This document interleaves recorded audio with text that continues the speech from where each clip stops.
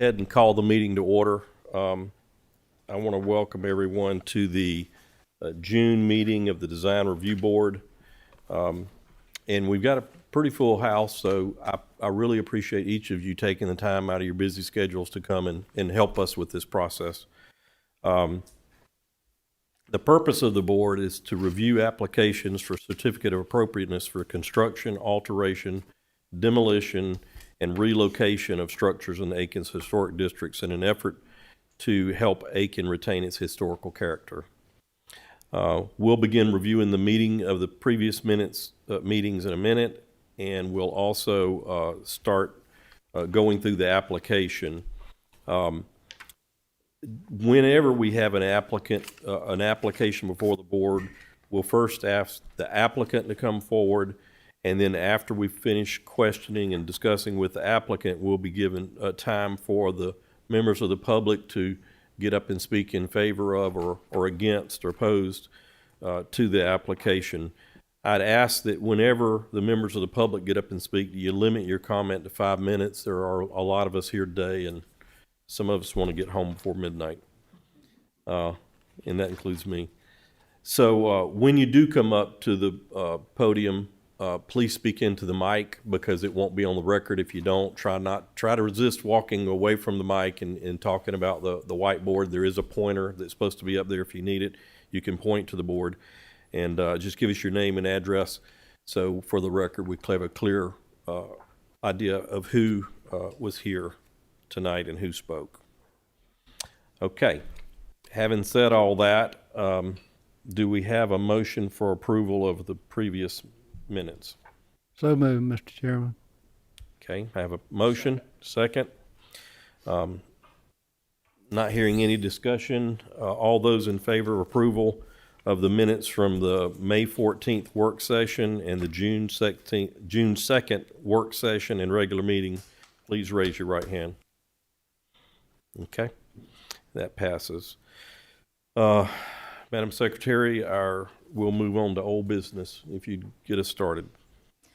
Item A under old business, application number DES 26-01003. Applicants John Greenbaum and Chris Eaton are requesting approval to designate the structures at 524 Coker Springs Road as a contributing property. Tax map parcel 105-12-10-002. The applicant is requesting approval to designate the structure as a contributing structure within the Historic Overlay District. The property currently does not have an Aiken Historic Resource Survey card. This property is located within the Historic Overlay District, specifically Historic District 2, and is zoned single-family stable RSS. The Aiken County Assessor's Report lists the construction date of the stables as 1978. This property does not have an Aiken Historic Resource Survey card. If the board determines that a designation is required to review a certificate of appropriateness application, then the board may begin the process or ask the property owner to begin the process of determining a designation.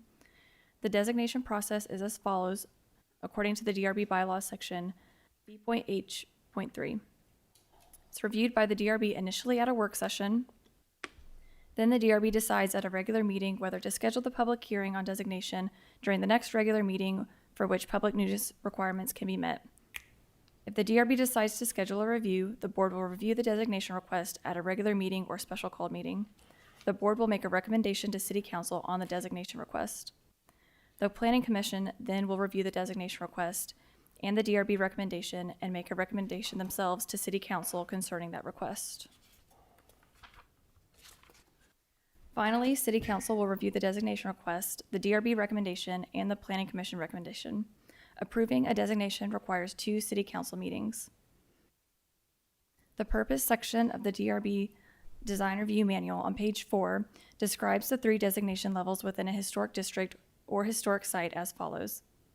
A landmark is a structure that is essential to the character of a historic district or historic site. Noticeable changes to landmarks and structures eligible for landmark status should usually be avoided. Structures that are 50 or more years old or have aesthetic or historical importance are normally classified as contributing. Contributing properties are worthy of preservation, but are often more tolerant of change than properties eligible for landmark status. The loss of a non-contributing structure should not adversely impact the character of a historic site or district. And I believe Ms. Eaton is here. Okay. While you're coming forward, I just want to kind of remind the public, it really creates a problem. No, come on up, come on up. It really creates a problem when we don't have a designation, because of the way all the ordinances are all written. We don't know how to handle any application like a demolition permit or anything else until we have a designation. So the problem with this property is we need to establish some designation, and that's why we're here tonight. So sorry about that. Do you have anything to add to the application that Rebecca read out? Well, not a lot, because we're still kind of going round and round, but essentially, the stables were built almost 50 years ago by the owners of our current house, 522 Coker Springs Road, which is also called Rond Point. And the triangle of the property was intact until at least 4 years after this stable was built, and then Gray Circle was subdivided off, and Ron Point lost property on their side, and the people at Ron Point also sold off the stables at that point. But certainly that stable was constructed to support the lifestyle of this historic winter colony house. And the brick walls were there from the beginning, which surround this building as well. And so we would like to continue to use it as a stable that has housing in it. Okay. And it needs a lot of work, so a lot of site work as well. So having the designation so that we can then combine it back together is of great importance to us. The main house being integrated back into where this accessory building was built is going to be a task. So we're hoping that we can move along with some kind of designation. Right. Contributing is how we feel it should be. Right. So according to Rebecca, our choices are non-contributing, contributing, or landmark. Yeah, And you are requesting contributing status. correct. Okay. I mean, it's a vernacular building. It's not fancy. But it is part of the complex of buildings that are there. Do you feel like there's something unique about its design or construction that would be reminiscent of the old Aiken community? Well, it's a U-shaped training barn originally. I mean, that's a classic Design. design. Right. Yeah. Stalls on three sides. And when it went out of the family, when they sold off the tract, they added what's on the right-hand side with the big door. They added living space on that side. So, but there's still 8 stalls. So it's usable the way it is. Well, once I get done with it. Right. And then once we get a designation from city council, Yeah. then I imagine you're going to be back to talk about how you want to remodel it or whatever at that time. Well, the biggest thing that's happening is the one side of the stable block is compressed because they landed a lean-to roof along the whole north side, and the roof is deforming, and then they also landed the back wall of that lean-to on the property line. So it was never permitted, and you can't fix behind the building until the lean-to comes off, and then the main stable block will be back to where it should be, where it has windows. This picture on the right-hand side, this is the street-facing block, but the other side is supposed to have the same openings for stalls to the outside, which it doesn't have now. That this picture on the right with the gas can is the back of the shed overhanging onto the property line. So it sounds like, No setback. yeah, this is step one in a bigger project, is Yeah. obtaining a designation. Yeah. Okay. Yeah. Other questions from the board for Ms. Eaton? Did WLA not look at this property? They may have, but we haven't voted on any WLA findings yet. But but I didn't check the WLA Okay. preliminary data. Any other questions? Okay, well, we'll see if there's any public comment. Thanks for coming up. And thank you for your patience. Okay, at this time, I'm going to ask, is there anyone in the public want to speak in favor of this designation of this barn as a contributing property? Come on up. Give us your name and address for the record. Good evening. My name is David Blake. I live on Magnolia Street, but own property over to Whiskey, and I'm an adjoining property owner on the corner of Ron Point. And I'm here in support of what they're trying to do. I think it's rare that you have property owners like these who want to restore integrity at this level. And I know what you all are ordinarily concerned with, or most concerned with is architectural details. But this, in my opinion, you know, the historic property, the land, and you know, reassembling that is an additional thing to consider from an historic preservation perspective. Right. Because you're improving the integrity of what they now own by restoring that land to it. And it's clearly, you know, part of our community there. That beautiful wall that goes down Coker Spring, you know, that would be now all, you know, with this property as it was historically. So I think it's really important that we try to always, if anybody comes to this board or in our community, in our neighborhoods, to support this kind of application. So thank you. Yeah, thank you, David. And I agree with you. You don't normally see people running up looking for additional restrictions or protections. So anyone else want to speak? You have another comment? Okay. When something is proposed to go on the National Register, for example, you know, part of the criteria is the setting and the feeling. It's not just the architecture. So you've got architecture in this case, and so it's, I think, a no-brainer. Good. Yep. Yep. And I thought you were going to say that we already know what kind of workmanship Chris and her team does based off the main house, because it's impressive. Okay, anyone else want to speak in favor? Anyone want to speak opposed? Okay.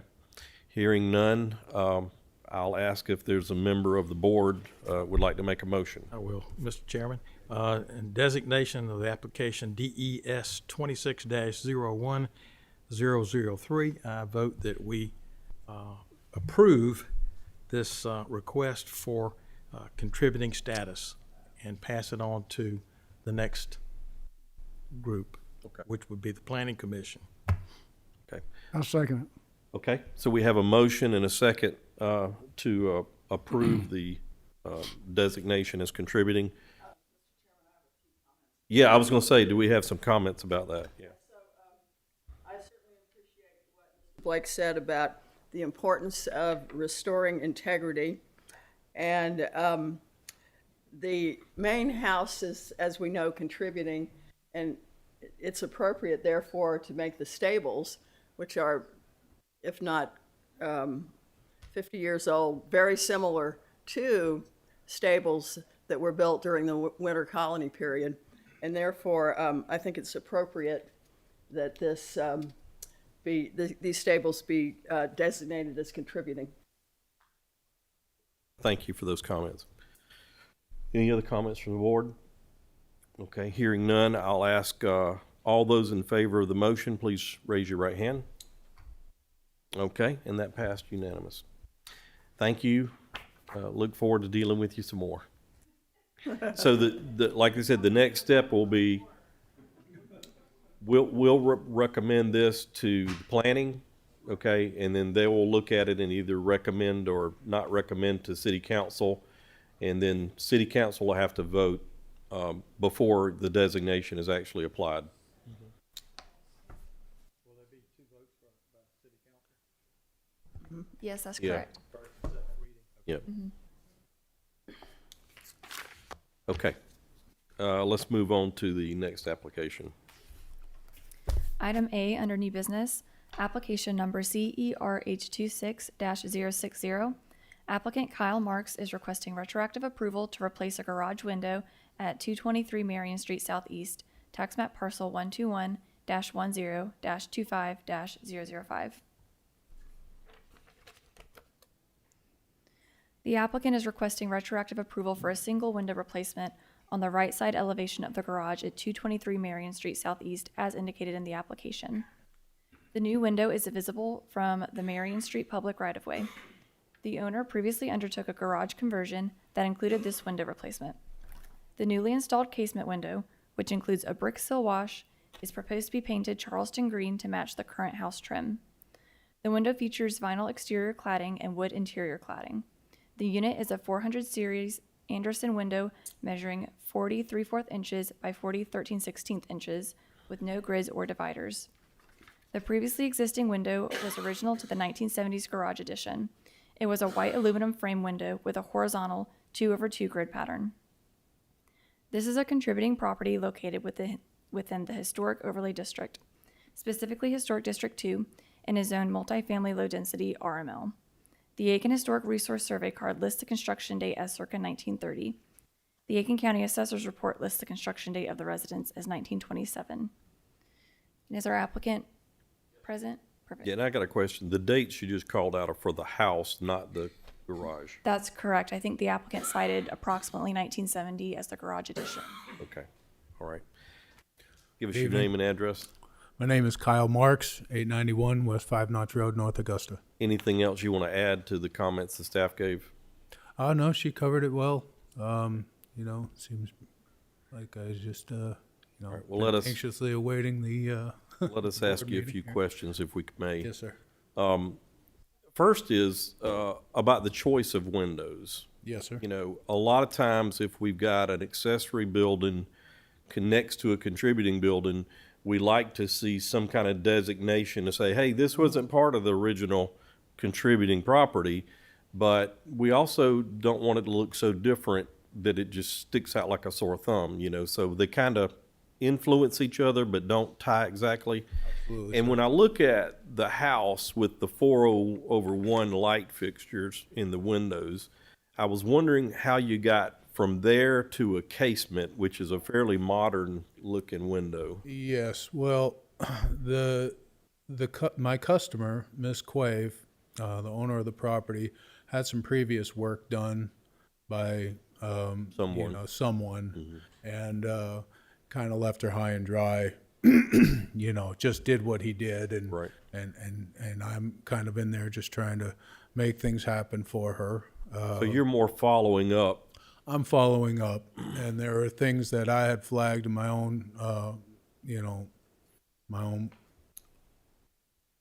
personal opinion on things that I had brought to the attention of the building department, and obviously historic overlay with this window in particular. There were some other, there are intentions of replacing other windows on that structure as well. None that can be seen quite as this one was, But are they pointed out. planned to match the casement? Or will they be a different style? No, they'll be double hung windows, sir. Yeah.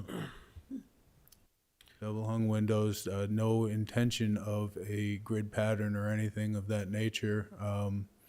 But perhaps, if that is something that needs to be explored or discussed to match the historical character, maybe some SDL upgrades to upfit the windows. That's common with what we approve in that district.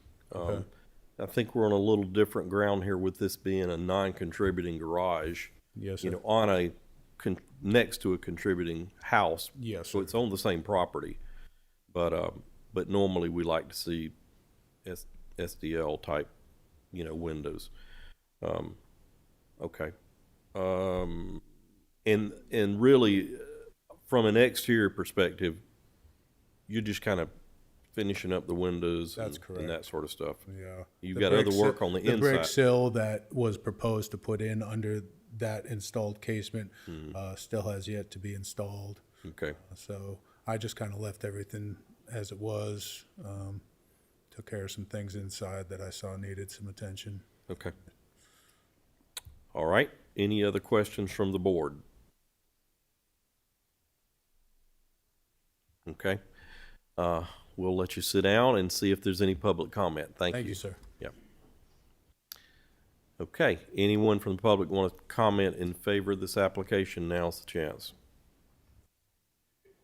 Anyone want to speak against this application? Now is your chance. Okay. Hearing no public comment, I'll see if there's a member of the board would like to make a motion. Mr. Chairman, I'll make the motion that we approve the retroactive install of this window. Okay. All right. Do I have a motion to approve as requested? Do we have a second? Second. Okay, a motion and a second. Any discussion?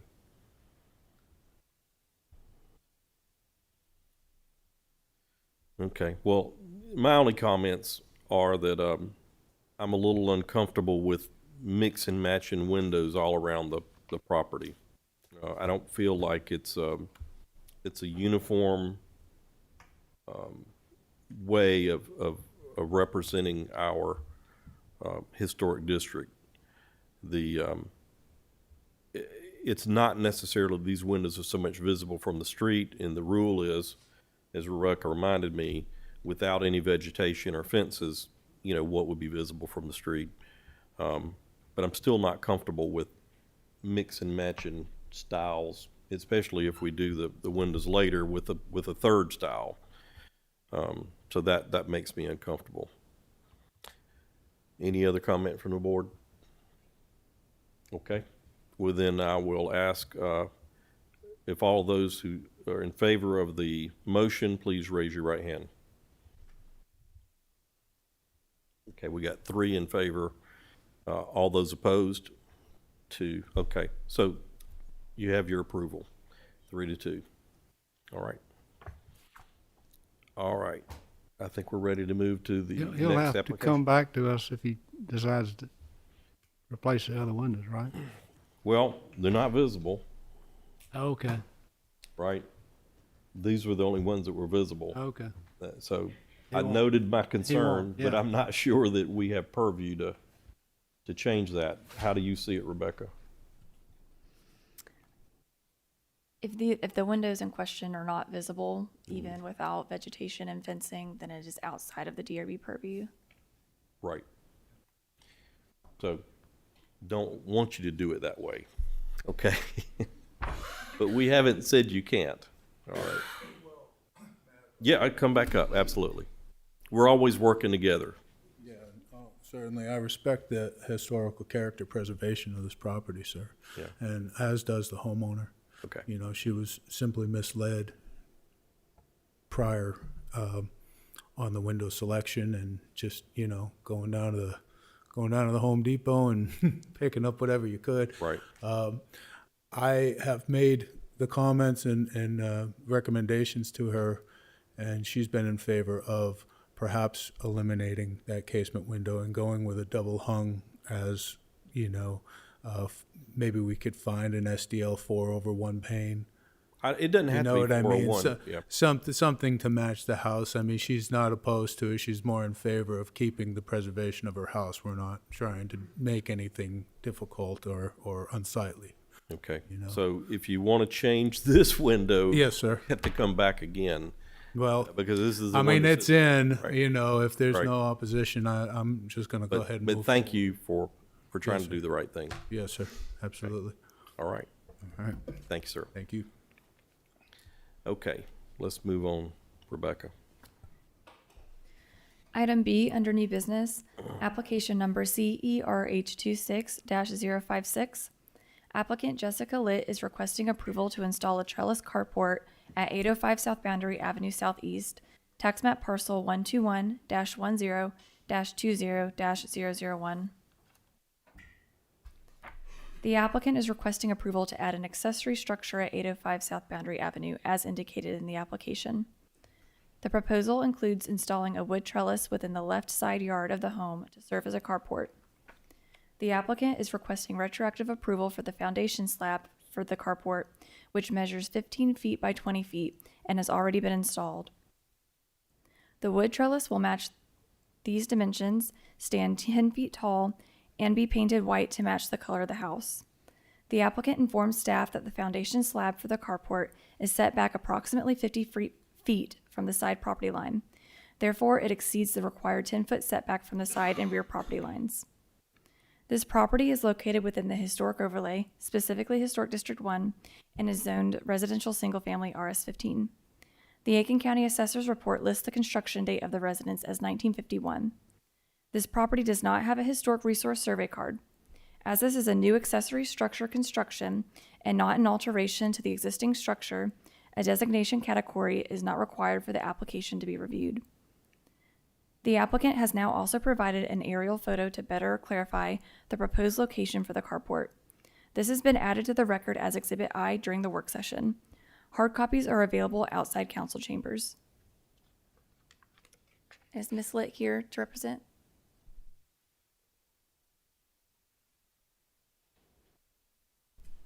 Give us your name and address, Ms. Litt. Jessica Litt, 805 South Boundary Avenue. Yeah. Any comments you want to add to the staff comments? No. Okay. So I think we talked about it a little bit in the work session, but I just want to repeat my understanding to make sure it gets on the record. So this is kind of an example of what you're proposing to build with a trellis over carport. And the cement slab is already in place, right? Yes, sir. And your intention is to drive from between your house and the tree to access the carport? Yes, sir. There are two trees there, and I can go right through there. Okay. And looking at do you have the top-down drawing? Okay, do you have one that shows the slab or not? I bet you don't, right? Let's flip back to a picture with the slab. So right here, I know a little bit about building. How much distance is from the house to the slab? 10 foot. That's 10 what foot. I was told. So you're not going to drive up by the house. You're going to come in this front side here. Okay. Angle. Okay. Okay. Because I was thinking you were telling me that the carport was going to face the house, and that I was wondering if you had enough room to back up or not. Okay. All right. No plans for a driveway, concrete, crush Now I'm and putting run? stone down. That's all I'm going to do. You are going to do stone? Well, just a little bit, because the concrete is about 3 inches, so I just need to, so I don't go. Just to give you access? Exactly. Okay. That'll be joining the circular drive. I said it's gonna join the circular. No, No, the drive, no, the it's just stone for is the only going to be so I can get my car up on there. It's not even going to touch the horseshoe at all. Okay. All right. Other questions from the board? Ms. Litt? I've got a question. Is it gonna look like that? I mean, if that's all right, I mean, I can change it. I saw that because it's 2 doors down on the other side, and the columns match the columns that I have on my porch. Okay, so you are gonna match that if you can. Oh, I will, yeah. Well, I Okay. mean, I'll match the columns on my property on Okay. the front. Just wanna make sure you're gonna make it look that nice. I mean, if you're not, I mean, this is not how, without a drawing or a plan, you've just got a picture of somebody else's. I just wanna make sure you're gonna try to match it as well as you can. Yes, sir. Okay. Other questions? Okay. I'll let you sit down and we'll see if there's any public comment. Anyone in the public want to comment in favor of this application? Come forward now. Anyone opposed, please come forward. Okay. Seeing no public comment, I'll ask if there's a motion from the board. Mr. Chairman, with respect to application number CERH 26-056, I move that we approve this application because it meets the requirements of the design review manual, specifically off-street parking. This location is softened and screened by vegetation, so it's appropriate. And the design details of the carport, specifically the columns, match the design details of the house. Thank you. Do I have a second? Second. All right, we have a motion and a second. Any discussion from the board? Okay. All right. Well, hearing none, I'll call for a vote. All those in favor of the application or the motion, please raise your right hand. And it's unanimous, so no opposed. Thank you, Ms. Litt. All right, Rebecca, you want to move us on? Item C, under new business, application number CERH 26-059. Applicant Winston Good is requesting approval to replace siding and the roof at 726 South Boundary Avenue Southeast. Tax map parcel 121-10-23-004. The applicant had previously received approval to replace the existing wood siding with horizontal hardy plank siding in Benjamin Moore's camouflage color. However, the applicant is not satisfied with the hardy plank replacement as he believes this material will have less profile and may resemble either low-quality vinyl or painted cardboard. Therefore, the applicant is requesting approval to replace most of the existing siding with sawn cedar shingles. The applicant believes that the cedar shingles breathe better, repel water more effectively, and have a longer lifespan. However, the applicant is proposing that the siding under the two side porches still be the previously approved hardy shiplap siding, painted to match the trim and boxing. The boxing and trim throughout the house are still proposed to be the same previously approved white color in Hardy products. Additionally, the applicant is proposing to replace the existing 15-year-old shingled roof. The proposed replacement is certainteed Grand Manor shingles in the color Sherwood Forest. This is a contributing property located within the Historic Overlay District, specifically Historic District 2, and is zoned single-family residence RS-15. The Aiken Historic Resource Survey card lists the construction date of the residence as circa 1890. The Aiken Assessor's website lists the construction date of the residence as 1917. The renovation and various alterations for this property have come before this board and received approval through Certificate of Appropriateness number CERH 26-017, its amendment, and number CERH 26-057. Is our applicant present?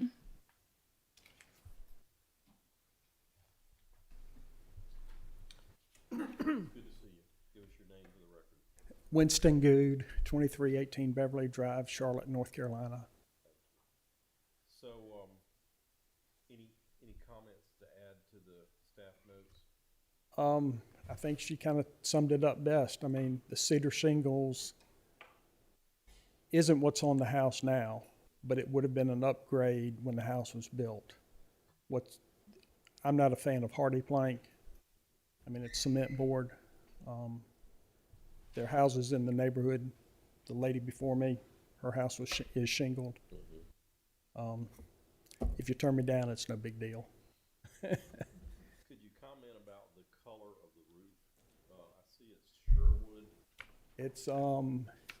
It's a blue-green. It's that color right there. It's a green. Left. Yeah. Sometimes it's hard to really I- get an accurate picture, you know. And I just wanted to make sure that we were understanding It's a green roof. grid. Okay. All right. My concerns are the shingles look great. The siding shingles would look awesome.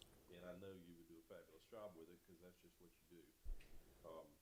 but it changes the character of the house, and it's already a contributing house, and so it kind of bothers me from that perspective. But it's an upgrade, okay? The existing siding is rotten, Right. okay? So you either step Gotta do down, That's right. you either step down to cement board or you step up. And so I'm taking the high road. But I understand that, and like I said, all the work you brought before us was taking the high road, so I'm not surprised by that. But it still bothers me, to change the house, since it is a contributing property. If it was a non-contributing property, I'd have a different opinion. no problem. So, but we'll let the rest of the board decide, how they wanna vote as well. The rest of the stuff that you've got on here, I don't see any problem with the rest of that. Any comments? Yes, Yeah. so I echo a lot of what Mr. Lott said about the quality of your work, and you're wanting to do the best thing for the house, but I even looked at my field guide, and a shingle-style house is very different from this house. And I'm afraid that if you were able to put the shingle on, you would maybe lose the contributing status of the house, because it's really not appropriate for a house of this type. Other comments or questions? All right, we'll let you sit down and see if we have any public comment. Thank you. All right, at this time, does anyone want to come up and speak in favor of this application? Anyone want to come up and speak in opposed to this application? Okay, seeing none, I'll ask if the board is ready to make a motion. All right, Mr. Chairman. So I move that with respect to application number CERH 26-059, that with respect to the request to put cedar shake shingles on the property, on the house, that be denied, and that the request for new roofing material be approved. Do I have a second? I'll second. Okay. Do you have a problem with the way the motion is made about bifurcating the application? I would think that you do it in two votes. Okay. My real question is, if you would rather withdraw your application and submit it differently, okay. All right. Okay. Are we okay to do a denial for part and approval for part? Okay, you're okay with that? Okay. All right. Any further discussion from the board? Okay. All right. All those in favor of the motion to deny the shingles, which would mean hardy plank on the siding, and to approve the replacement of the roof with the color suggested, please raise your right hand. Okay, and that's unanimous, so there's no opposed. Thank you for your time and your understanding. Okay, Rebecca, take us on to the next application.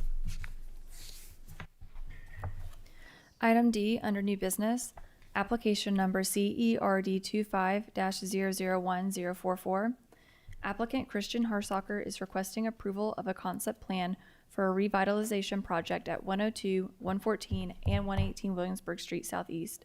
Tax map parcel 121-06-09-001, 002, and 003, as well as 121-10-02-001.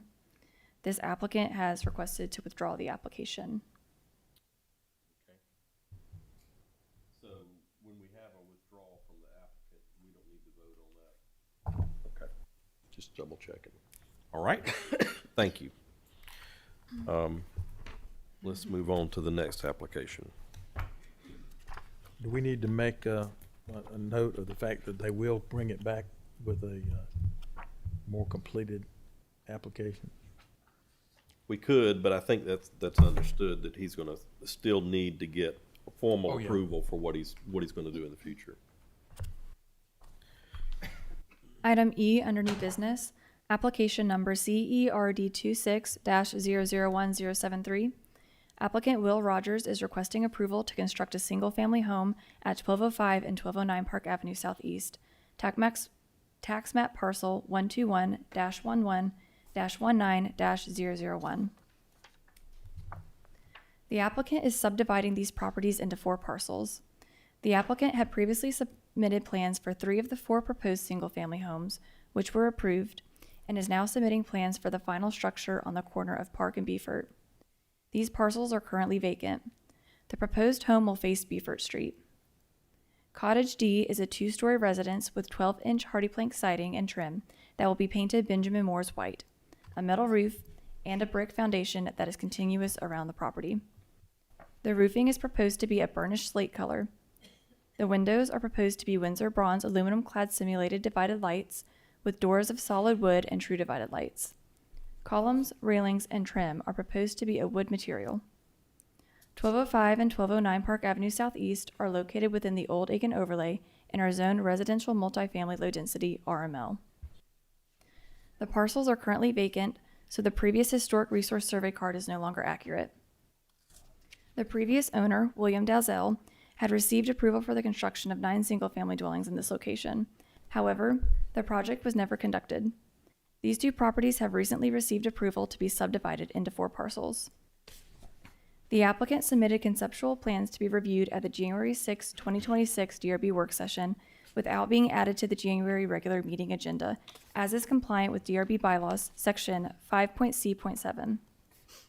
At the March 3rd DRB meeting, the DRB approved the construction of 3 of the 4 residences contingent upon the applicant receiving the proper approvals from the planning department to combine the 2 parcels and then divide them into 4 parcels as drawn in Certificate of Appropriateness application number CERD 26-001037.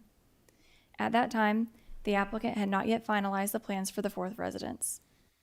The applicant has since received approval for and subdivided the properties into 4 parcels. He has also completed the plans for the 4th cottage and is now requesting approval for the construction of the final residence. This application was on the May 5th, 2026 DRB meeting agenda, but was postponed at the request of the applicant. The application was then on the June 2nd, 2026 work session and regular meeting agenda, but was continued at the regular meeting due to a representative not being present. I believe Mr. Rogers is here to represent. Please come up.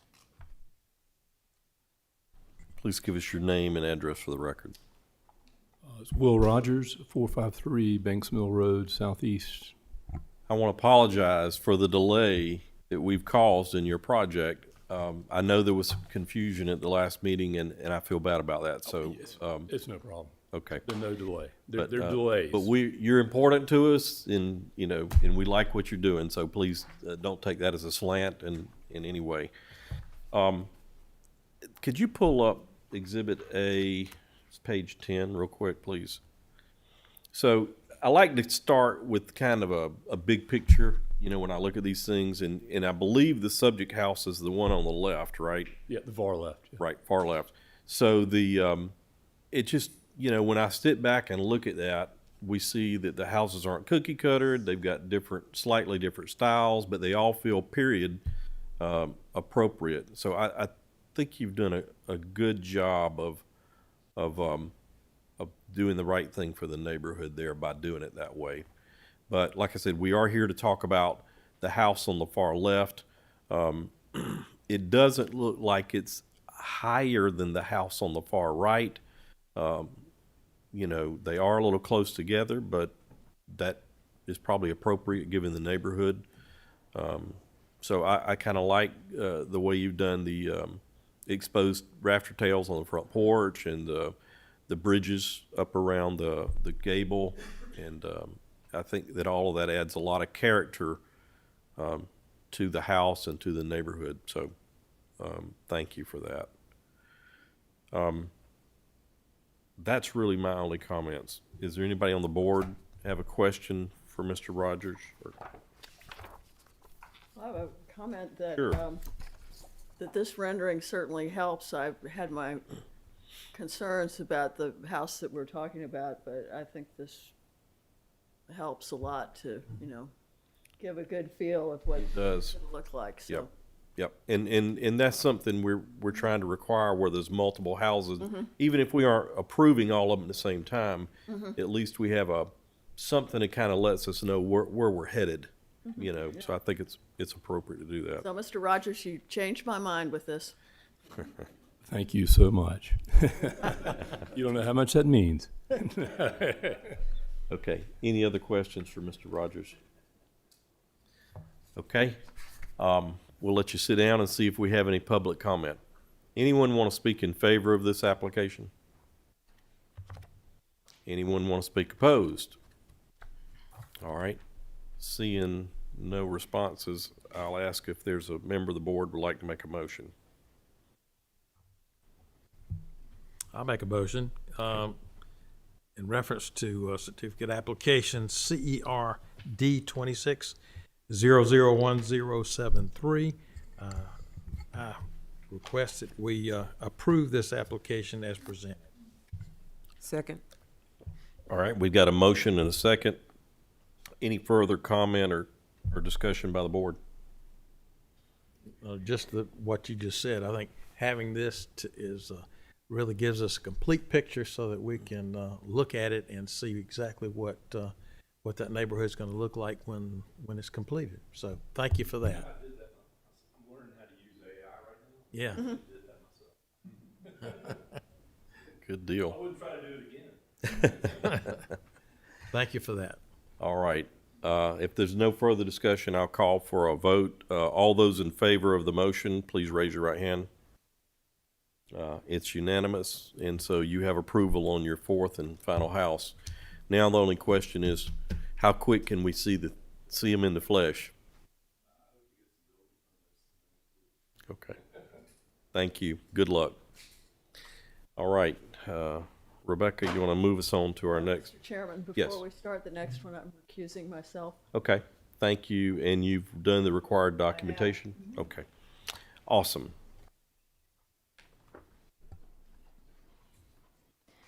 Item F under new business, application number CERD 26-001075. Applicant David McGee is requesting approval to construct 2 new single-family homes at the corner of Richland Avenue East and Kershaw Street Northeast.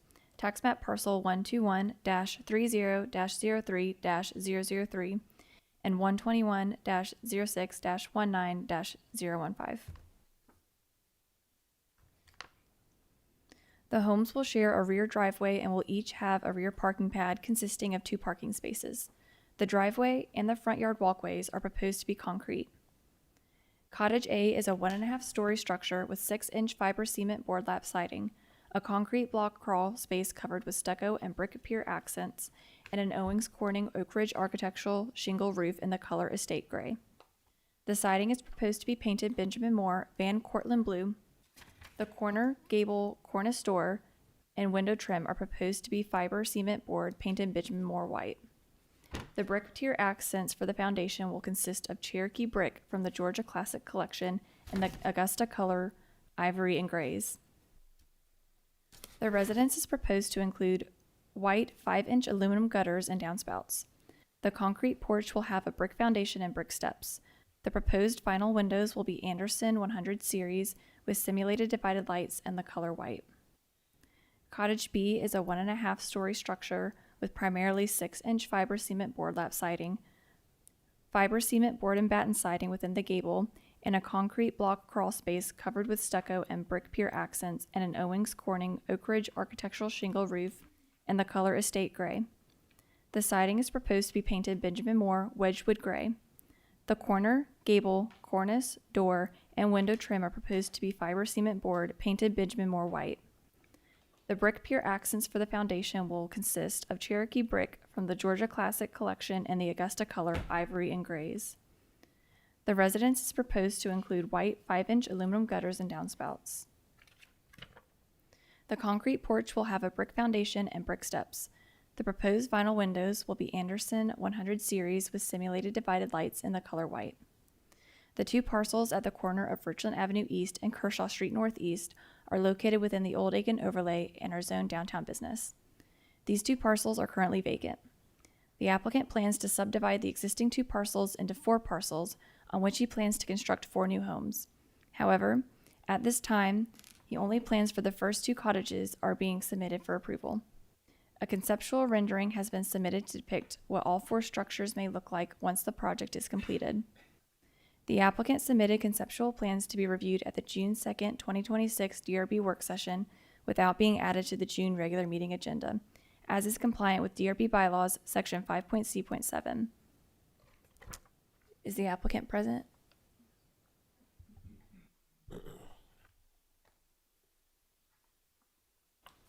Please give us your name and address. David McGee, 440 Audubon Circle in North Augusta. You, anything you'd like to add to the statements?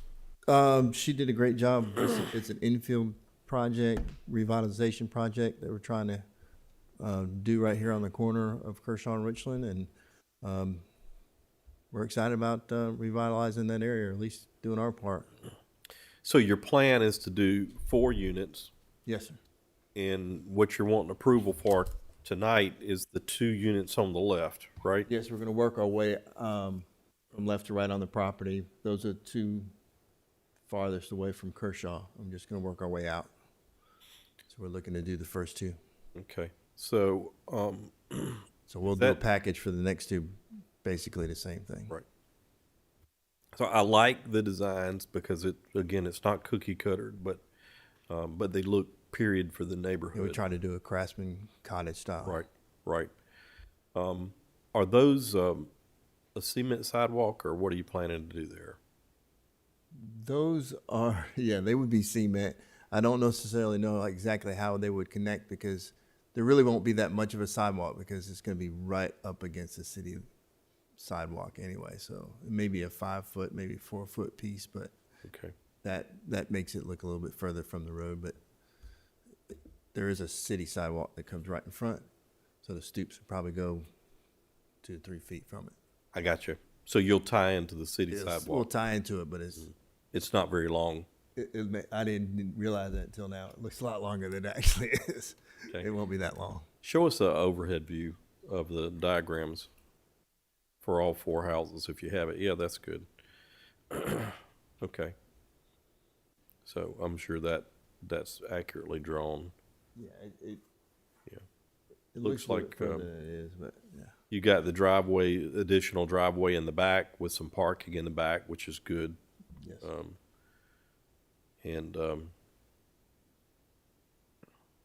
Okay, let's go to a facade drawing, like yeah. So this is cottage A. Okay, so this is the one on the far left. All right, lap siding. Could you comment? I heard you said you do series 100 windows. It looks like there's a grid pattern in there. Could you talk to me about that? Yes, we're going to try to simulate that grid pattern.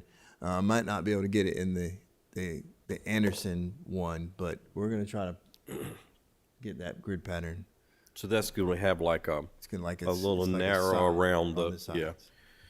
All right, and those are probably in between the glass grids. Yes. Okay. Okay. Mr. Chairman, I've got a question. Yes, sir. In that elevation it shows 2 columns, and when you gave us this elevation, Had it 4. showed 4. Yeah. I mean, I think you need 4. Well, That looks kind of odd to me. I have a picture of an old craftsman style home that we're trying to mimic, and that, now that you brought it to my attention, was definitely an oversight. I'm planning to try to have it span the whole thing. I don't have that picture with me that I was trying to mimic, but with an LVL and a long span beam. What's that I'm trying to keep dimension? it open. I'm sorry? What's that dimension across there? I believe that house is 28 feet wide. 28. Okay. So That'll be a long span. Yes, but those columns on the front, they're kind of large, so I didn't want to take your view. If you look at the front, at the stoop right there right by the steps, those bricks are kind of large and the columns will be a little large.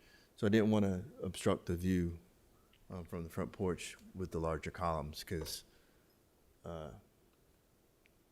it's going to be more like a 18 feet wide view instead of two little windows of maybe 8. Mm-hmm.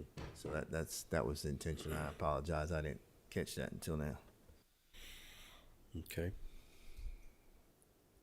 So actually, cottage A is on the left and cottage B is on the right, right? That's the rear of college. The rear of the cottage A, okay. All right, let's go to the next cottage B for a second. Okay, cottage B. So the front of the house is on the right or the left? It's on the left. This is the Okay. front of the house. So you kind of go up and then you turn right into the entrance of the home. Okay.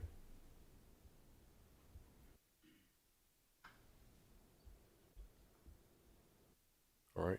David, what is the pad on top of the columns that they're gonna be sitting on? Are they gonna be concrete, wood? Oh, there'll probably be a piece of concrete, Okay, a poured concrete or a concrete right. medallion of some kind. Okay. Any other questions from staff? I mean, from the board? All right. Thank you, Mr. McGee. We'll let you sit down and see if there's any public comment. All right, thank you. All right. Anyone want to speak in favor of this? You want to go ahead and start, Linda? Yeah.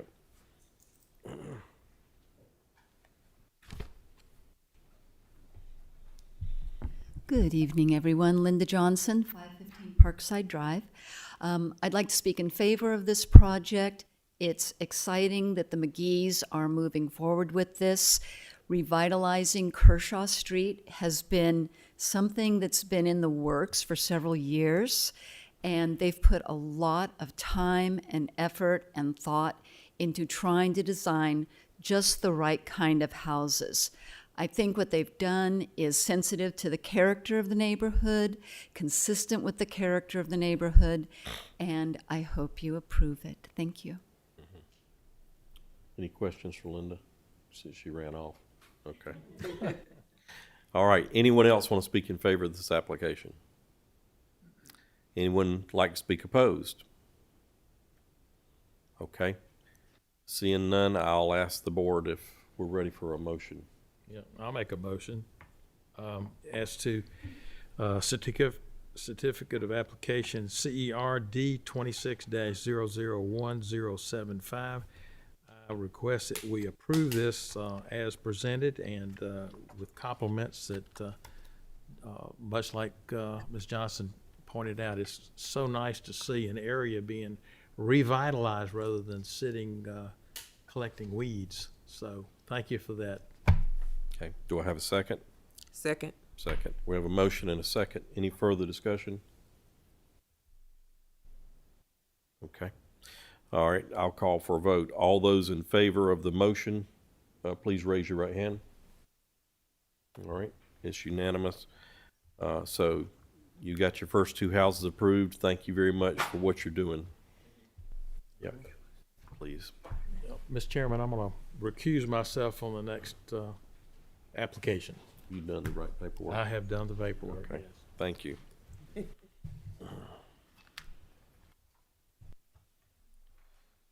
Okay. Rebecca, introduce our next applicant. Items G and H under new business. Applicant James Gillen is requesting approval to demolish the structure and expand the parking area at 157 Chesterfield Street North. Tax map parcel 121-21-03-003. The applicant is requesting approval to demolish the existing structure to allow for a new parking area for St. John's Methodist Church of Aiken, as indicated in the applications. The existing annex structure was constructed in 1978 and was used for kindergarten classes after St. John's purchased it in 2001. However, the building has now remained vacant for 9 years. The church is requesting approval for its demolition in application number CERD 26-001090 to allow for additional parking, which the church is in great need of. The applicant believes that this plan would better utilize the space for the current needs of the church. The expanded parking area proposed in application number CERD 26-001091 includes removing the driveway entrance on Barnwell Avenue, the installation of new planters and vegetation, and will increase the number of parking spaces available. The proposed new parking plan notes 34 new parking spaces. Several trees and a line of shrubs are proposed to be installed. The parking spaces are proposed to be 18 feet long by 9 feet wide, with a 23.1 foot and a 24-foot aisle. This property is located within the Old Aiken overlay and is zoned downtown business. The Aiken County Assessor's Report lists the construction date as 1978. The demolition of this structure was approved by the DRB through Certificate of Appropriateness number CERD 24-001001 at the meeting on August 1st, 2023. A new parking lot plan was then approved by the DRB through Certificate of Appropriateness number CERD 24-001012 at the meeting on October 12th, 2023. These applications were set to expire after 2 years. However, the applicant received approval for application number CERD 24-001012 that extended the expiration date to April 12th, 2026. As this date has passed without the work being conducted, these certificates of appropriateness have expired. The applicant is now reapplying for approval so they may move forward with the project. While these two applications may be reviewed together in one public hearing because they are both part of a larger project proposed on the same property, 2 separate motions will be required for the 2 certificate of appropriateness applications. And I believe our applicant is present. Come forward and give us your name and address. Good evening. I'm James M. or Marty Gillum. I live at 910 Valley Green Drive here in the city of Aiken. But I'm here to represent St. John's Methodist Church as a trustee, and that's property in question that she described very well at 157 Chesterfield. And Any other comments you want to make? we'd have gotten here sooner if we could have. I understand. That's right. With our extension in time running out. But just the main thing I want the chairman and other members to understand is the building hadn't been used in 9 years. The parking lot that is there is dilapidated. It's becoming a tripping hazard for some of our more mature congregants. So the parking lot is not as useful as we want it to be, and this will add a new parking and safer parking and more spaces, which we very much need. That's all I have to add. Okay. And you said basically since the last application was approved, you've only made minor changes to the retention part of the parking lot? That's correct. I think Tilden clarified for us in the work, said it actually had more to do with water quality than the retention, and that's part of the reason we're late is because he was working in engineering to remove that. It looks like a retention area, but it had to do with water quality, not runoff, according to our engineer. Mm-hmm. And we put in 5 pig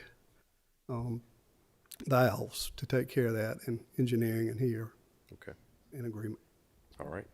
Any other questions from the board for Mr. Gillum? Okay. We'll ask you to sit down and see if there's any public comment. Anyone in the public like to speak in favor of this application?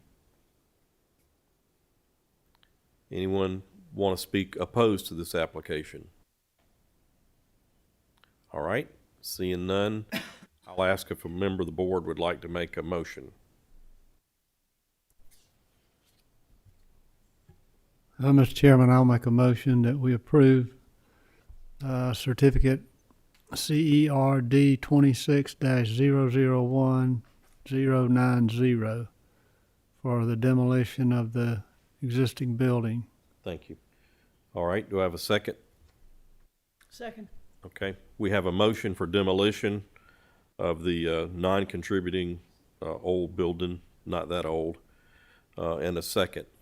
Any conversation, discussion? Just to comment that although the building may be old, it really doesn't have any architectural significance. Yes, it doesn't. I Or agree. historical significance, so Right. demolition would be appropriate. Yeah. Thank you. I appreciate you pointing that out. Anything else? All right. All those in favor of the demolition motion, please raise your right hand. All right, we have all four, so it's unanimous. Now I'd like to see if someone would like to make a motion regarding the parking lot application. Mr. Chairman, I'll make that motion. Move we approve certificate application number CERD 26-001091 of adding the parking lot and repairing the drainage issue. Second. Okay, we have a motion and a second for modification of the parking lot. Any comments or discussion about that application? Okay. All those in favor of the motion to modify the parking lot, please raise your right hand. Okay, it's unanimous, so that motion carries as well. Thank you, gentlemen, for what you do for the community and for your patience tonight.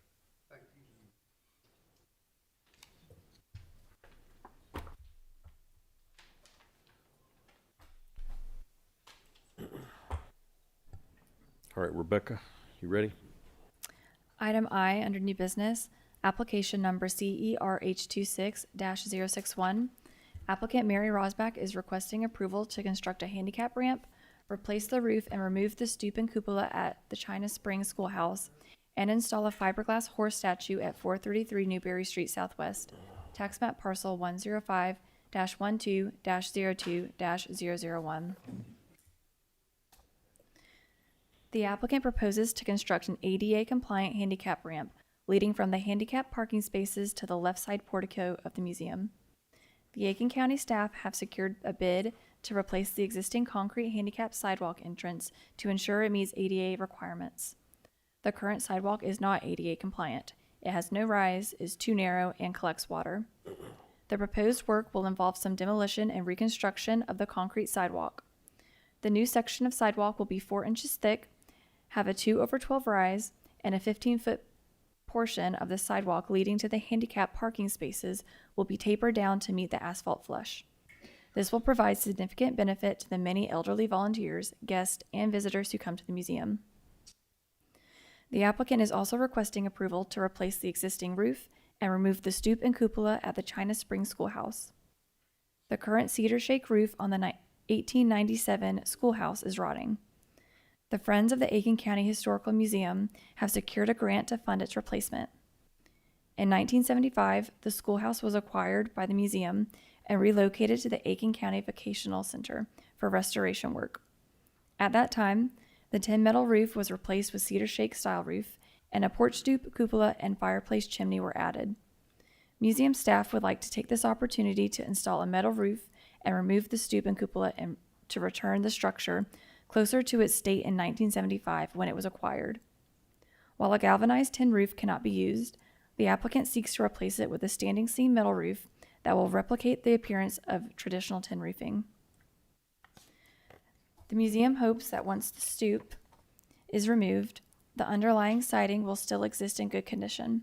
However, if they must replace that section of siding, the company will find a similar sized piece of wood to repair any damage in kind. Thirdly, the applicant is requesting approval to place a fiberglass horse statue as indicated in the application. The Friends of the Aiken County Historical Museum have recently purchased the statue named Homestretch, which was one of the fiberglass horse statues that was part of the Aiken Center for the Arts 2004 Horseplay series. The proposed statue was once displayed on Colleton Avenue, but has since been in private ownership for several years. The Friends of the Museum would like to donate Homestretch to the museum for permanent display on its grounds. It will be weighted with sandbags using the statue's internal drawer structure within the fiberglass platform. Interpretive signage will be installed around the platform to inform museum visitors of the horse's history and its artist.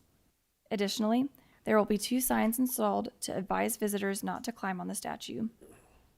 Museum staff has proposed 2 sites for the statue to be placed on the property. The first proposed location is a center mound within the horseshoe driveway in front of the museum. The second proposed location is next to the courthouse bell garden to the left of the horseshoe driveway, where a cedar tree currently stands. The county plans to remove this tree as it is dying. This is a landmark property located within the Historic Overlay District, specifically Historic District 2, and is zoned residential single-family low-density RSS. City Council designated this property as a landmark on the Aiken Historic Register through Ordinance Number 040891 in 1991. The Aiken Historic Resource Survey Card lists the construction date as circa 1932. The Aiken County Assessor's Report lists the construction date of the residence as 1994. The China Springs Schoolhouse was built in circa 1897 and was acquired by the museum and moved to the Aiken County Vocational Center for restoration by students in 1975. The students removed the building's tin metal roof and added a cedar shake style roof at the request of the museum staff, and also added the porch stoop, cupola, and fireplace chimney. And I believe our applicants are here.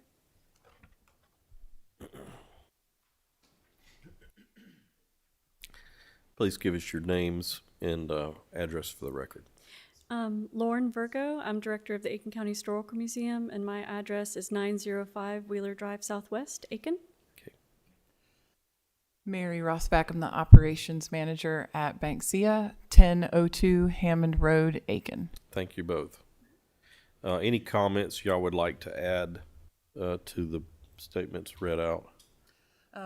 I would like to comment on the handicap ramp. This is a project that should have been taken care of many years ago. As we mentioned in our application, we have many guests and volunteers that need to utilize that ramp, and the standing water also does not help that situation. So we're eager and thankful to the county for setting aside, earmarking those funds to finally get this project done. And I submitted the application for the China Springs Schoolhouse. This is part, I guess you could say, of a multi-stage renovation of the structure. It's an artifact that's been with us 50 years, and unfortunately, when it was brought to the site, there was a little bit of reconstruction that was done to it that wasn't historically accurate as far as we can tell. So it is our goal to restore the China Springs Schoolhouse to how it appeared, and that involves the metal roof being the first part, the removal of the cupola and the stoop as part of that restoration of the roof. We'll come back again once we have funding secured to seek the removal of the fireplace chimney aspect, and then most likely come back again as well to see about some repairs to the wood siding of the building, which unfortunately has suffered from some termite damage. Yeah, as long as you're replacing the siding in kind, it's considered a maintenance item, and you don't need a COA for that. Thank you. You open for questions yet? Yeah. Okay. That brings up another point. Who is in charge? I know you're not, but who is in charge of the maintenance of the property and all the ancillary buildings that are on the property? So, multifaceted. It depends on what the structure is. So the grounds, the actual Banksia of the structure, along with the Harrington House, falls under the county. That's under the Buildings and Grounds Department. If the structure is considered an artifact that was collected by the institution, such as the buttery that we've come before y'all, the Ergle Cabin, the schoolhouse, the Transit of Venus, the courthouse bell, those are considered under the collection, and that falls under more our purview since they are considered artifacts versus a county-owned structure. Is there a collaboration between the museum and the maintenance people at the county?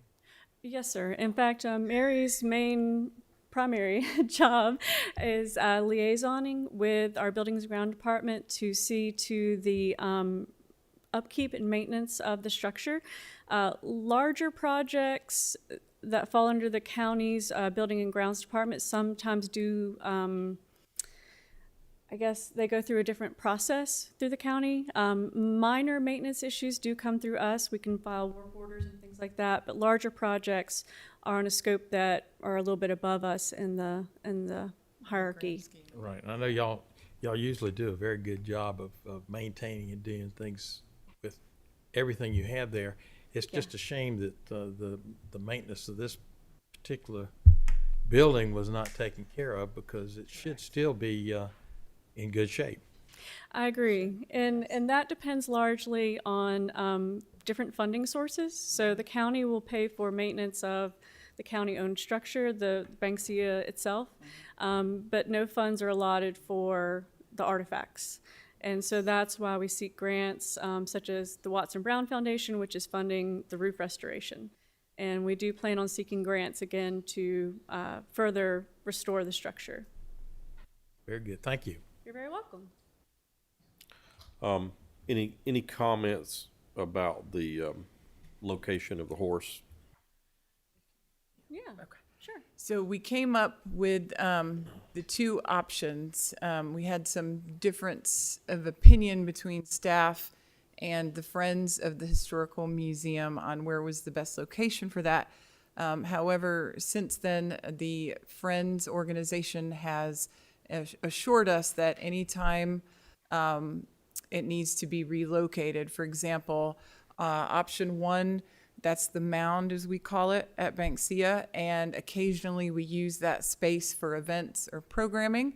But again, the Friends have assured us that they will, move the horse to location 2, should we need them to do that.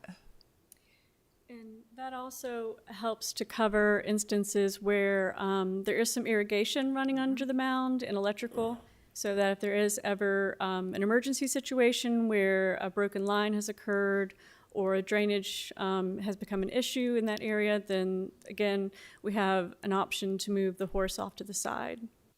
So you would like approval for either location, depending on needs? Just want to be clear with what you're asking. Yes, agreed. We weren't quite sure what the design review board's preference would be to choose one location and have that just be the approved location, or if the possibility of multiple locations was possible. Yeah. The question, the location, it would have been helpful if we could have seen a rendering of what it would look like in place in front of the building. We included it. So Mr. Rogers said he was good with AI. I'm not so good. So this is my AI rendering of the horse on the mound. And then I have an AI rendering of the horse closer to the courthouse bell. Okay. But of course, it would have signage around it and its platform, but for some reason, AI decided to delete all of that. Oh, there it is. Okay, good. Good. Thank you. You're very welcome. Any other questions for the board for the applicants? I know, come back. Then we'll allow you to sit down and we'll see if there's any public comment. Thank Okay. you both very much. Thank you. Okay. Anyone in the audience like to speak in favor of this application? Please come forward and give us your name and address. I'm Dave Tavernier, 108 Kalmia Circle in Aiken. I'm board president of the Friends of the Museum. And isn't much to add here. They've pretty much explained. What's important is having the ability, because this is a portable item. It doesn't weigh more than 150 pounds. It's anchored by a drawer. That platform is fiberglass and it's hollow. The drawer that's inserted in that platform has sandbags. That's what gives it the stability for wherever it is placed, just similar to the ones that you see around town. And as you know, this dates back to 2004 when they were auctioned as a fundraiser for Center for the Arts. It's very important, I think, in support of the commentary here, that we're allowed to use those two locations for that horse. The horse, of course, is very appropriate. It's a rare opportunity to be able to obtain this thing. And it's particularly, and was one of the factors that really turned the Friends on to making the purchase, was the fact that it depicts a winter colony homes in the artistic design, of which one of them, as you could see in one of the photos, looks very similar to Banksia. This is a photo opportunity for our visitors that come to the museum. And as mentioned, having the ability to move that portable horse, several men can pick this thing up and move it. It's not a big deal, is important because, as mentioned, there are activities that take place from time to time on the mound. The mound is the best place for visibility for visitors, but we do have activities there. The Easter egg roll for the kids and that sort of thing take place there. And it'd be very easy for the Friends to take the and we do take the responsibility for moving it as appropriate. In addition to that, I want you to know that the maintenance for the statue will not be with Buildings and Grounds at the county. The Friends will be responsible for maintaining that item and keeping it in good shape. And I hope we can get your approval. Can I ask you a question, Dave? Sure. The drawer that has the sandbags in it, is it locked or? No, it's not locked. I don't know if it is lockable, but it is, I believe the drawer is metal that fits within the fiberglass hollowed base. Any other Thanks. questions? Okay, thank you. Thank you. All right. Anyone else want to speak in favor of this application? Anyone would like to speak opposed to this application? Okay. Seeing none, I'll ask the board if someone has a motion.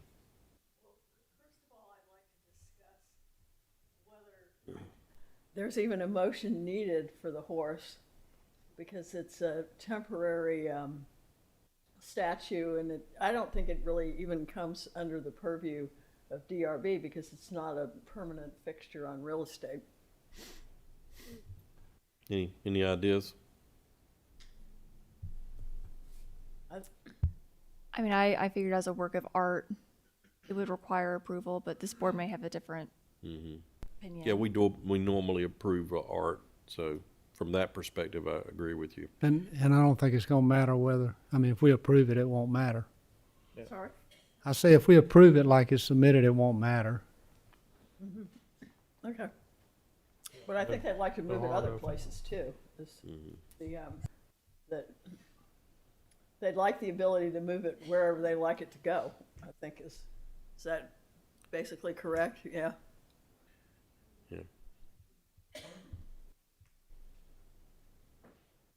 The two locations that were pictured in our application, those would be the only two locations that it would move to and from.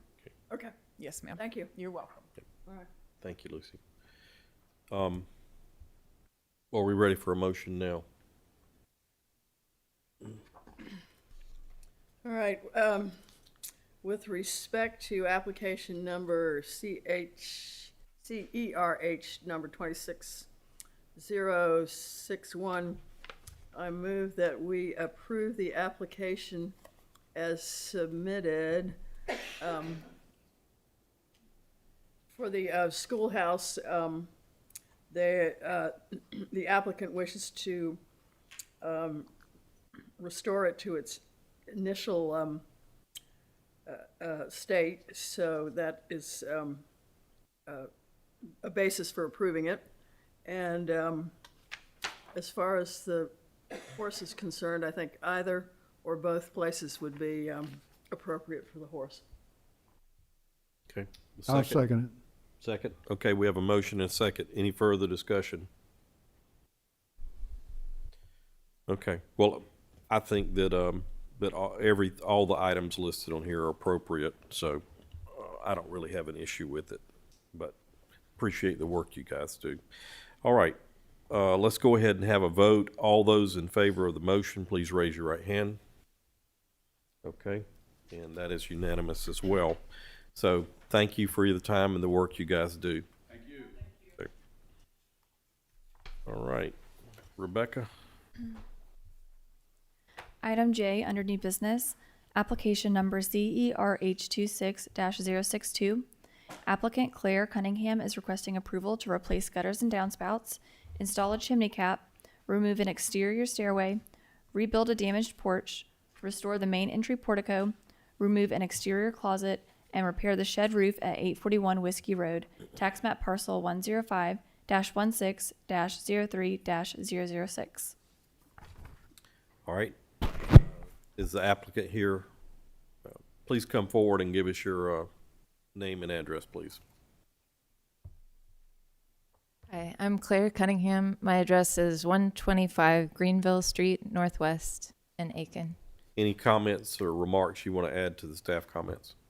These repairs are all following a plan that was funded by the State Historic Preservation Office and would be carried out with a grant a stabilization grant that is also funded by the State Historic Preservation Office, and they're meant to restore the building to its previous state.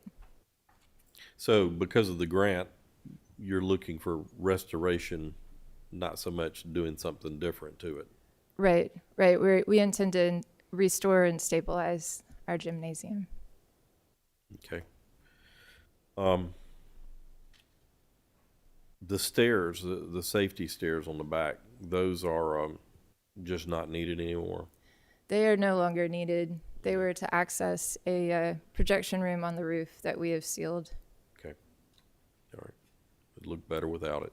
Yes. Okay. I like your ideas about changing the doors and fixing the front portico and all that. So let's see here. Yeah, the roof color. I was trying to remember what the other thing was. What? Talk to us about the roof color again, please. We don't know what the roof shingle color was originally. When the roof that's currently on the building was installed, the shingles were a green. Mm-hmm. They've faded to a gray, and we would like to replace them with a light gray shingle. Okay. All right. Any questions from the board for this applicant? Okay. Thank you, Claire. Anyone in the public want to speak in favor of this application? Anyone want to speak opposed to this application? All right. I believe we are ready for a motion. Mr. Chairman, with respect to application number CERH 26-062, I move that we approve the application as submitted on the grounds that most of the work is to restore the gym to the way it used to be, and some of it is maintenance, like the chimney cap. So therefore, this work is appropriate under our guidelines. Thank you. A second? I'll second it. All right, we have a motion and a second. Any further discussion by the board? I think my only comment is it wasn't that long ago we were looking at a very different prospect for the gym, and I really appreciate the work you guys have done on behalf of the City of Aiken and the Fermata Club. It's greatly appreciated. I All right. second that. Yeah. It's nice. Yeah. Okay. All those in favor of the motion, raise your right hand. All right. Unanimous again. Thank you very much.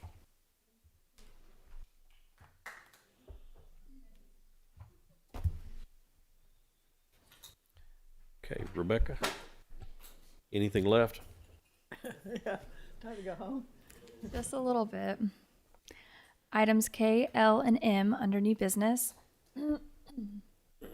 Applicant Scott Garvin is requesting approval to conduct demolitions, renovations, additions, and new constructions at 203, 211, and 235 Richland Avenue West, 106 Lawrence Street Southwest, 112 B Lane Southwest, and 113 Newberry Street Southwest. Tax map parcel 121-21-08-001-002 003, and 009, as well as 121-21-09-001 and 002. The applicant is requesting approval to restore the hotel and construct an addition at 235 Richland Avenue West, demolish the motel and construct a new mixed-use structure at 112B Lane, remove the paint from the exterior facades, and conduct a partial rear demolition of the McGee block at 203 Richland Avenue West, and demolish the Warnicki Cleaner structure at 113 Newberry Street Southwest to construct a new parking garage as indicated in the applications. The Hotel Aiken, address 235 Richland Avenue West, is proposed to be restored with an addition. The applicant plans to conduct repairs to the facade and ornamentations and restore the interior. The proposed 3-story addition would be constructed at the corner of Richland Avenue and B Lane to provide additional hotel rooms. The addition is proposed to include a rooftop feature. The existing retail at 106 Lawrence Street Southwest is proposed to remain. The Holly House Motel is currently located at 112B Lane. The applicant is proposing to demolish this motel and construct a 3-story building in its place. The new structure will include ground-level retail with residential units on the upper floors. The applicant is proposing to remove the exterior facade paint from the McGee block at 203 Richland Avenue West to reveal the original red brick. He is also proposing to demolish a portion of the rear of the McGee block and completely demolish the Warnicki Cleaners building at 113 Newberry Street Southwest to allow for the construction of a new parking garage. The garage will be 55 feet in height and include retail bays along Newberry Street. It will be partially screened along Richland Avenue by the existing storefronts at 211 and 203 Richland Avenue West, which are proposed to remain. The proposed garage will have faux window openings on all the public-facing facades. 203, 211, and 235 Richland Avenue West, 106 Lawrence Street Southwest, 112 B Lane Southwest, and 113 Newberry Street Southwest are all located within the Old Aiken Overlay District and are zoned downtown business. The Hotel Aiken property, located at 235 Richland Avenue West, was designated a historic site on the Aiken Historic Register by City Council in Ordinance Number 03262018D in 2018. City Council determined that, in respect to the evaluation of future requests regarding the property by the DRB, the Hotel Aiken shall be considered a contributing structure as defined in the City of Aiken zoning ordinance. For this reason, the Hotel Aiken at 235 Richland Avenue West should be reviewed by the DRB using the Design Review Manual, as this is considered a contributing property. The remaining parcels are to be reviewed as properties located within the Old Aiken Overlay and Zone Downtown Business, and therefore should be reviewed using the Old Aiken Design Guidelines. Additionally, the Hotel Aiken and the McGee block were both listed on the National Register in 2024. The Hotel Aiken at 235 Richland Avenue West is listed as being constructed in 1920, according to the Aiken County's Assessor's Report. However, the National Register listing states that it was constructed in 1898, with an addition added in 1916 and significant renovations constructed in 1929 to transition from a brick masonry Romanesque building to a colonial revival style.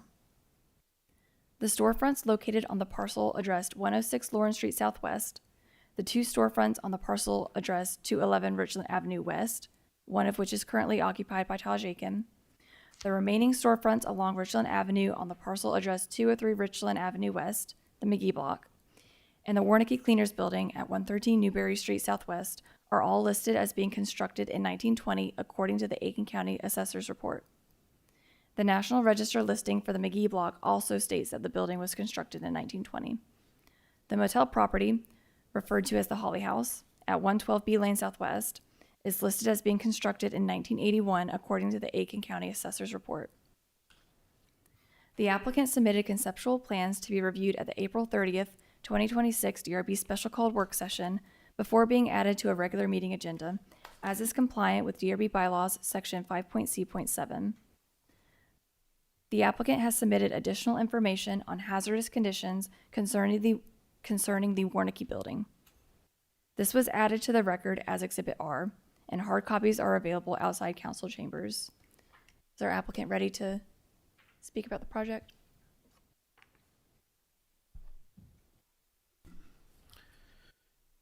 Please introduce yourselves.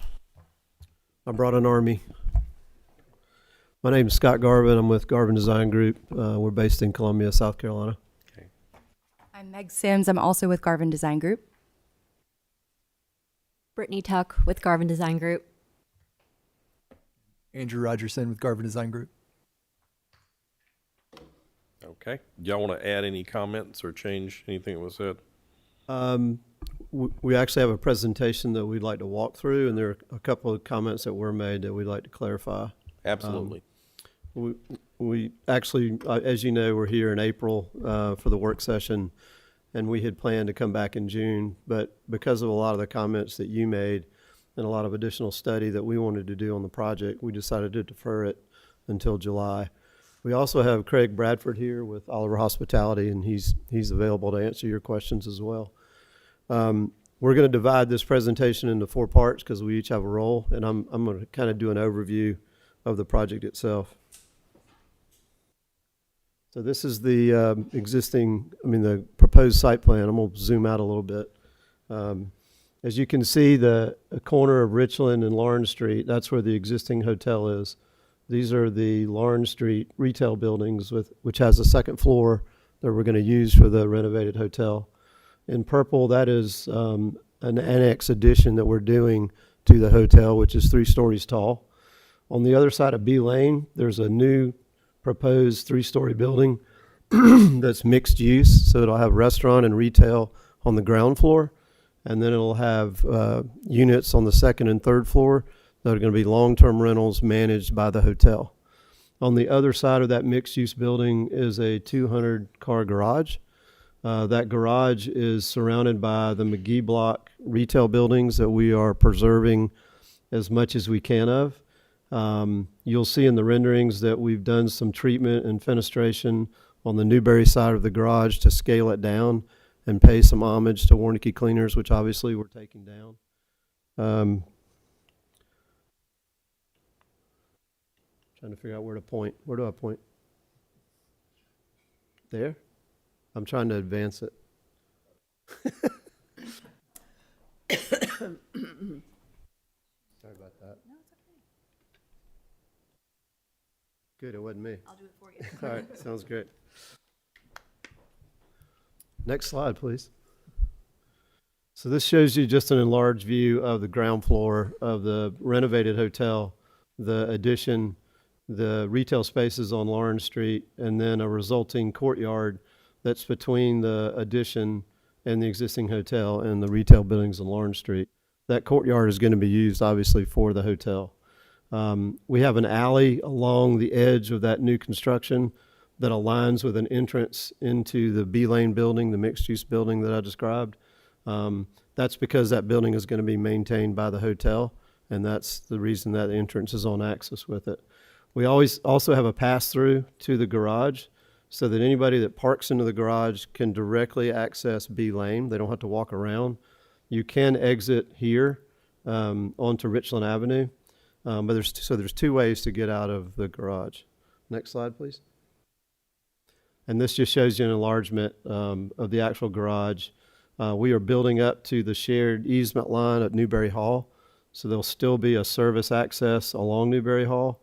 We're providing additional connection for Newberry Hall on the same passageway to B Lane, and there's also a service access here along where the existing Holly House was that we're tearing down.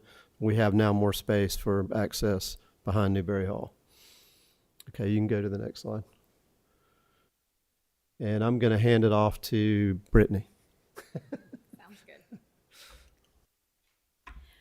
I'm going to walk you through some of the changes that were made from our previous work session.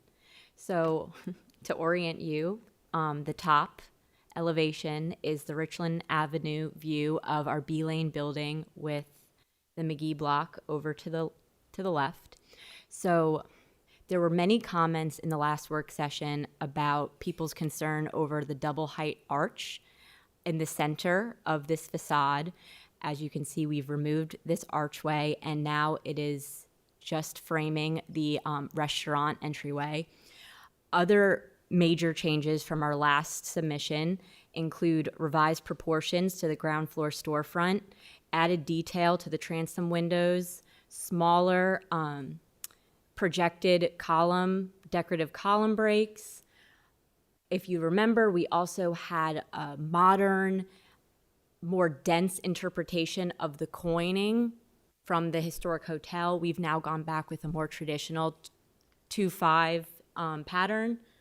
What else? We also, if you'd remember, we had a brick corbelled cornice. We now have a projected aluminum cornice. All of this is going to be more clear in the renderings. You can go on to the next one. This is the Newberry Street elevation of the garage. A major takeaway from our last work session was that we should consider doubling up these windows to minimize the verticality of the massing, specifically on this facade. So we've done just that. We've also looked at focusing on the entryway and taking cues from Warnke Cleaner. And there's some paneling, brick paneling on Warnke Cleaners that you can see present. Again, will be more easy to see on the renderings. You can advance. Another item that was asked for was locating the double T's in relation to the openings of the garage. And here, that is what you are seeing, just highlighted in red, the double T locations with the garage openings. Can advance. This is a rendering standing on Richland Avenue looking down B Lane. Here you can see that revised proportion of the ground floor storefront, additional detail to the transom, smaller columns, revised coining. Something that becomes very clear here is that we did have that glass storefront separation between the historic hotel and its addition. We've instead gone back with an accent brick.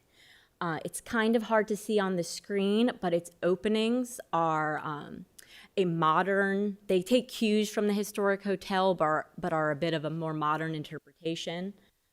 Again, the extruded aluminum brick cornice. And you can advance. This view does a good job of showing what the B Lane building looks like without that double height arch that's now only framing the restaurant entry. We've also, again, kind of hard to see here, but another thing that we've done to the B Lane building is go in with 6/6 light windows. It was previously 9/9. This now matches the hotel edition as well as the historic hotel's original windows.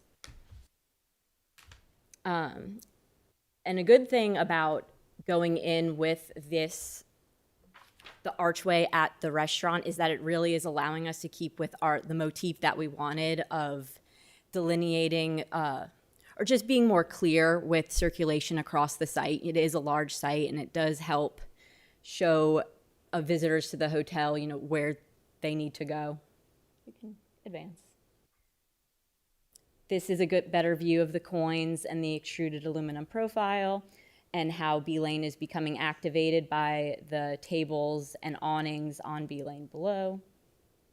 You can advance. Standing on B Lane looking out to Richland. You can advance. This is that connection that Scott had mentioned previously. You are coming directly across from the courtyard of the hotel to this lobby entrance for the extended stay. Another archway. We're picturing some sort of ivy growing up this wall, which is, you also saw that at the hyphen on the front of the Richland building. You can advance. And I'm going to pass it off to Andrew. So this is a good image segue into the garage space. So this is that pass-through that Scott mentioned earlier from B Lane to the garage through this connection point tunnel. And there's actually an additional access if you keep going straight back to Newberry Avenue as well on the other side. You can advance that. So this view is from Richland Avenue, sort of that northeast corner, showing the McGee block in the foreground. And I wanted to correct one thing about, in a previous application, we were noting that we were going to remove the paint from the McGee block. There's actually a portion that's already exposed brick on the right-hand side, which you can see here. And then the rest is a painted gray brick. We're actually planning to repaint that portion to the left. We thought that would create more of a contrast from the historic as you transition to the new parking garage. And one other thing that we have modified since that previous application is the color of the brick above. We had a version when more of these additions were like a white palette. We've transitioned to a more red brick for the garage as well, again, to create that separation from historic to new. You can advance one more. And this is that Newberry facade. Brittany touched a little bit on the treatment of this entry point, paying homage to the Warnicki Cleaners building, even down to sort of a green painted brick and some of these recessed panels and brick detailing to recall the same architecture from the Warnicki block. We also have direct entry into the stairwell and elevator beyond this wall. And then to the right, we have an entryway into storage for the city, because this will be a city-owned garage. They've asked for some festival storage and things like that off of Newberry. And then lastly, where we had sort of these faux retail openings in the center of the block, we've transitioned to more of a green wall feature, which you'll see on the next slide in a little bit better detail. This we felt like was a little bit better amenity for the city, rather than sort of treating that as a blank facade with either blacked out windows or some kind of signage placed in those windows. This is a little bit more pedestrian friendly. And this was some of the feedback we were getting from this panel in the last iteration. This is between, so to the left is the garage entry, to the right is that storage that I mentioned, and this is that space in between. Sure. Before you go, so you don't have to thumb back through it. Yeah. Can we go back to the previous slide? There you go. Yeah, so that green wall is here. Right. When we were looking at the last iteration you gave us, you could see lighting fixtures above the wall, and they're not there now. So Which on this ground up on level? the roof. Oh, on the roof. Yeah. That's true. So there will be for garage lighting, there will be poles mounted through the center line of that. I'm trying to see. Did you see it in a previous view? Yeah, it was very evident. And it might be in the elevation view. That's probably the best place to see that. So, So those would be located sort of down the central spine.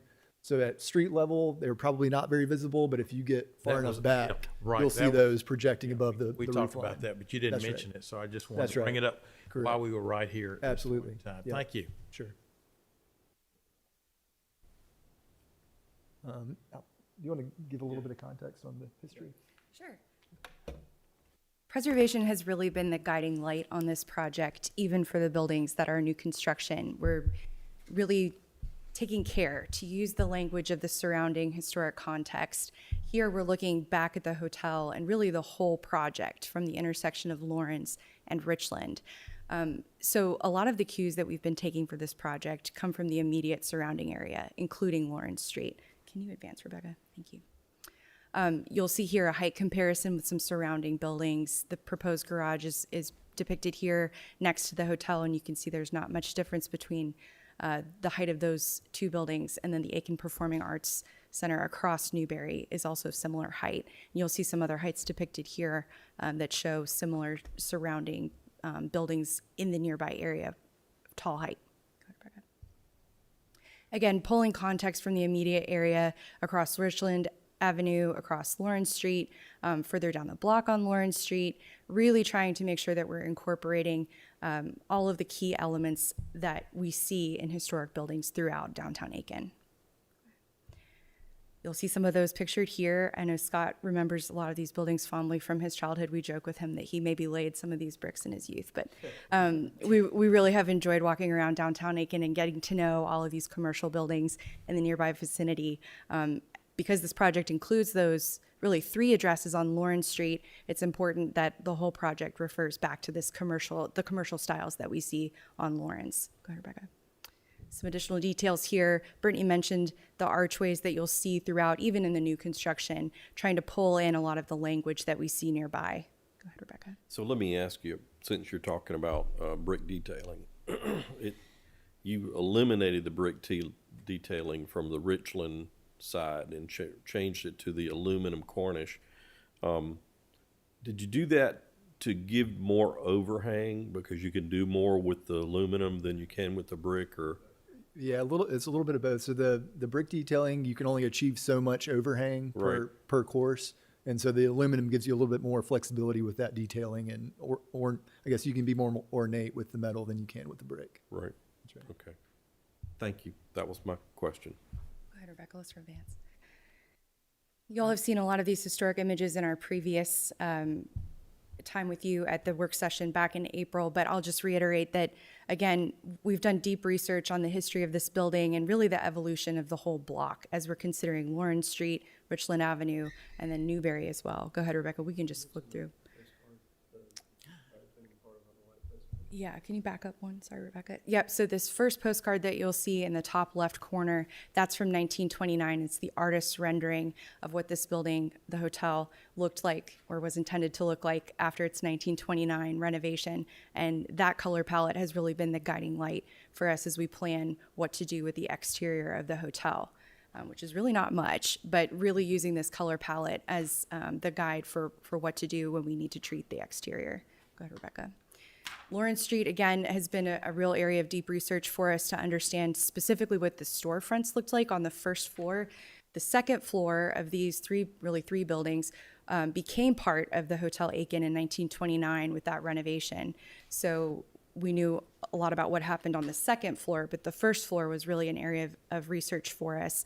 And we've been fortunate to make a visit to the Aiken County Historical Museum to do some deep research in newspapers to understand the evolution of Lawrence Street in particular.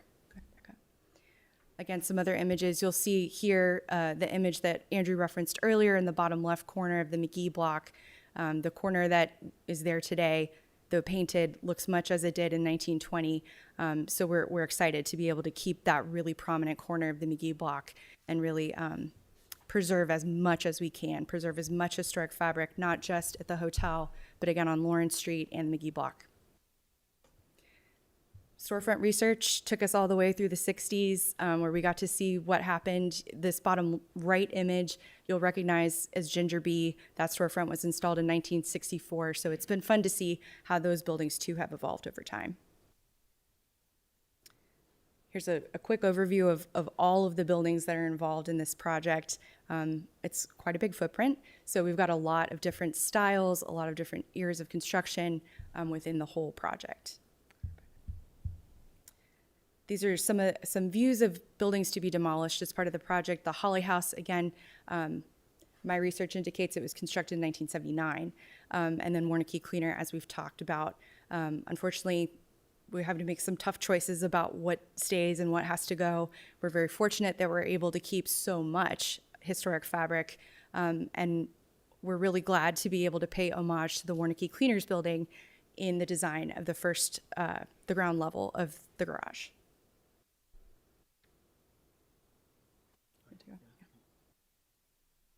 This was a response to a request that you had, which was to do elevation drawings of each of the streets. So this shows you the elevations of Lawrence, Richland, and Newberry to give you a sense of the different architectural styles, the context, and the heights. And if you could go to the next one. Go to the next one. You also asked us to do a pedestrian and vehicular circulation diagram. So the blue shows you all the different pedestrian pathways to and from the hotel, to and from the courtyard, to and from the garage. And then you can see with the orange color, we're proposing a valet drop-off on Richland Avenue, which you probably saw in the rendering. And then you have one access into the garage on Newberry Street. There was a question was asked at the work session, what happens during festivals? So we had conversations with the city about that, and we're showing the double orange line there on Newberry, thinking that part of Newberry will stay open during a festival so people can come in and out of the garage when they need to. And that's probably, yeah, I think we've covered everything. Yeah, there's some duplications. Yeah. I think we've covered everything, so. Okay, would you back up to the streetscapes? I wanted to get a closer look at those. So the Lawrence Street at the top, obviously the tallest building there is the commercial hotel, and it's going to remain that way. And then in the middle, we can see the gap where B Lane and the height difference between the new addition on the commercial hotel and the parking garage. And then finally down on Newberry, the new buildings are kind of overwhelming that street, but I don't know how you would avoid it if you're going to fit in a parking garage. Mhm. So this is helpful. I appreciate you taking the time to do that. You're welcome. Yep. I just want to know who took the notes, because y'all did a great job of capturing everything we talked about, including some of the things that we were discussing after the meeting itself that never made it on the records. And really commend y'all for following up on every single thing that we mentioned to you. Thank you. In a very nice and a very wonderful way. So Thank you. Well, that's why there's 6 of us. It takes all of us. And I'd like to say something. I think it's going to be a great addition to downtown Aiken. And then I'm wondering, where's the contractor laydown area going to be? Yeah, you should come to the 9 o'clock meeting tomorrow. You'll really enjoy it. We're discussing that between RWL and the city tomorrow. There you go. So you won't have to close off a street, one side of the street, to have. We have a proposed plan for you guys tomorrow, but as far as the laydown area, actual laydown area, I have an opportunity to be able to use the whole Aiken Hospital. Mm-hmm. Yeah. Okay. Just, Scott, some people may not have caught it, but you're an Aikenite. Yes, born and raised here, still have family here. I asked you a question that nobody's asked you. I'm quite I may sure. not answer it. Did you ever go into the Hotel Aiken when I it was can't in- answer that question. Yes, I did. And yes, I got in trouble. So Yes, okay. take that off the record. All right, thank you. All right. Any other questions or comments from the board for the applicant? Just one. So the parking garage down here, that's the correct color of the brick, because a couple of the other renderings, it was a little bit lighter. I mean, I think if you could go to that rendering on Newberry, that's probably the best rendition. It is a little lighter than the red brick of the new construction on both sides of B Lane. Okay. That one. Yeah, that's- It's kind of washed out by the light on the screen. It's really not that light. Is that color mentioned in the application? I think so. Yeah. Yes. I think so. So that was one of my comments, is that normally when we get new constructions through, we like lists of colors and materials and that sort of thing. Landscaping features, whatever. Right. And the package was so big, I don't know that I realized those were in there, but it is important to document those things.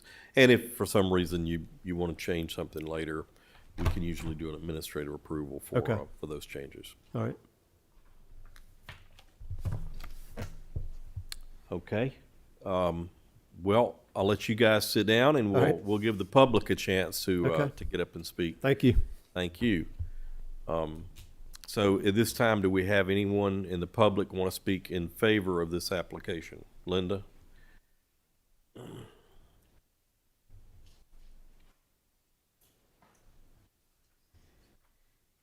Linda Johnson, 515 Parkside Drive, speaking on behalf of Historic Aiken Foundation. So are we commenting right now on the third application, the overall project? Yeah, or- so we're having one discussion for all Okay. 3 applications, but we'll have 3 different votes. Okay, So so you can can I comment have two about- different 5-minute sections to talk about two? If you need it. I don't think I need it. So let's talk about demolition of the Warnicki building first, please. HAF's mission is preservation, historic preservation. And the Warnicki building is historic, and now it's proposed for demolition.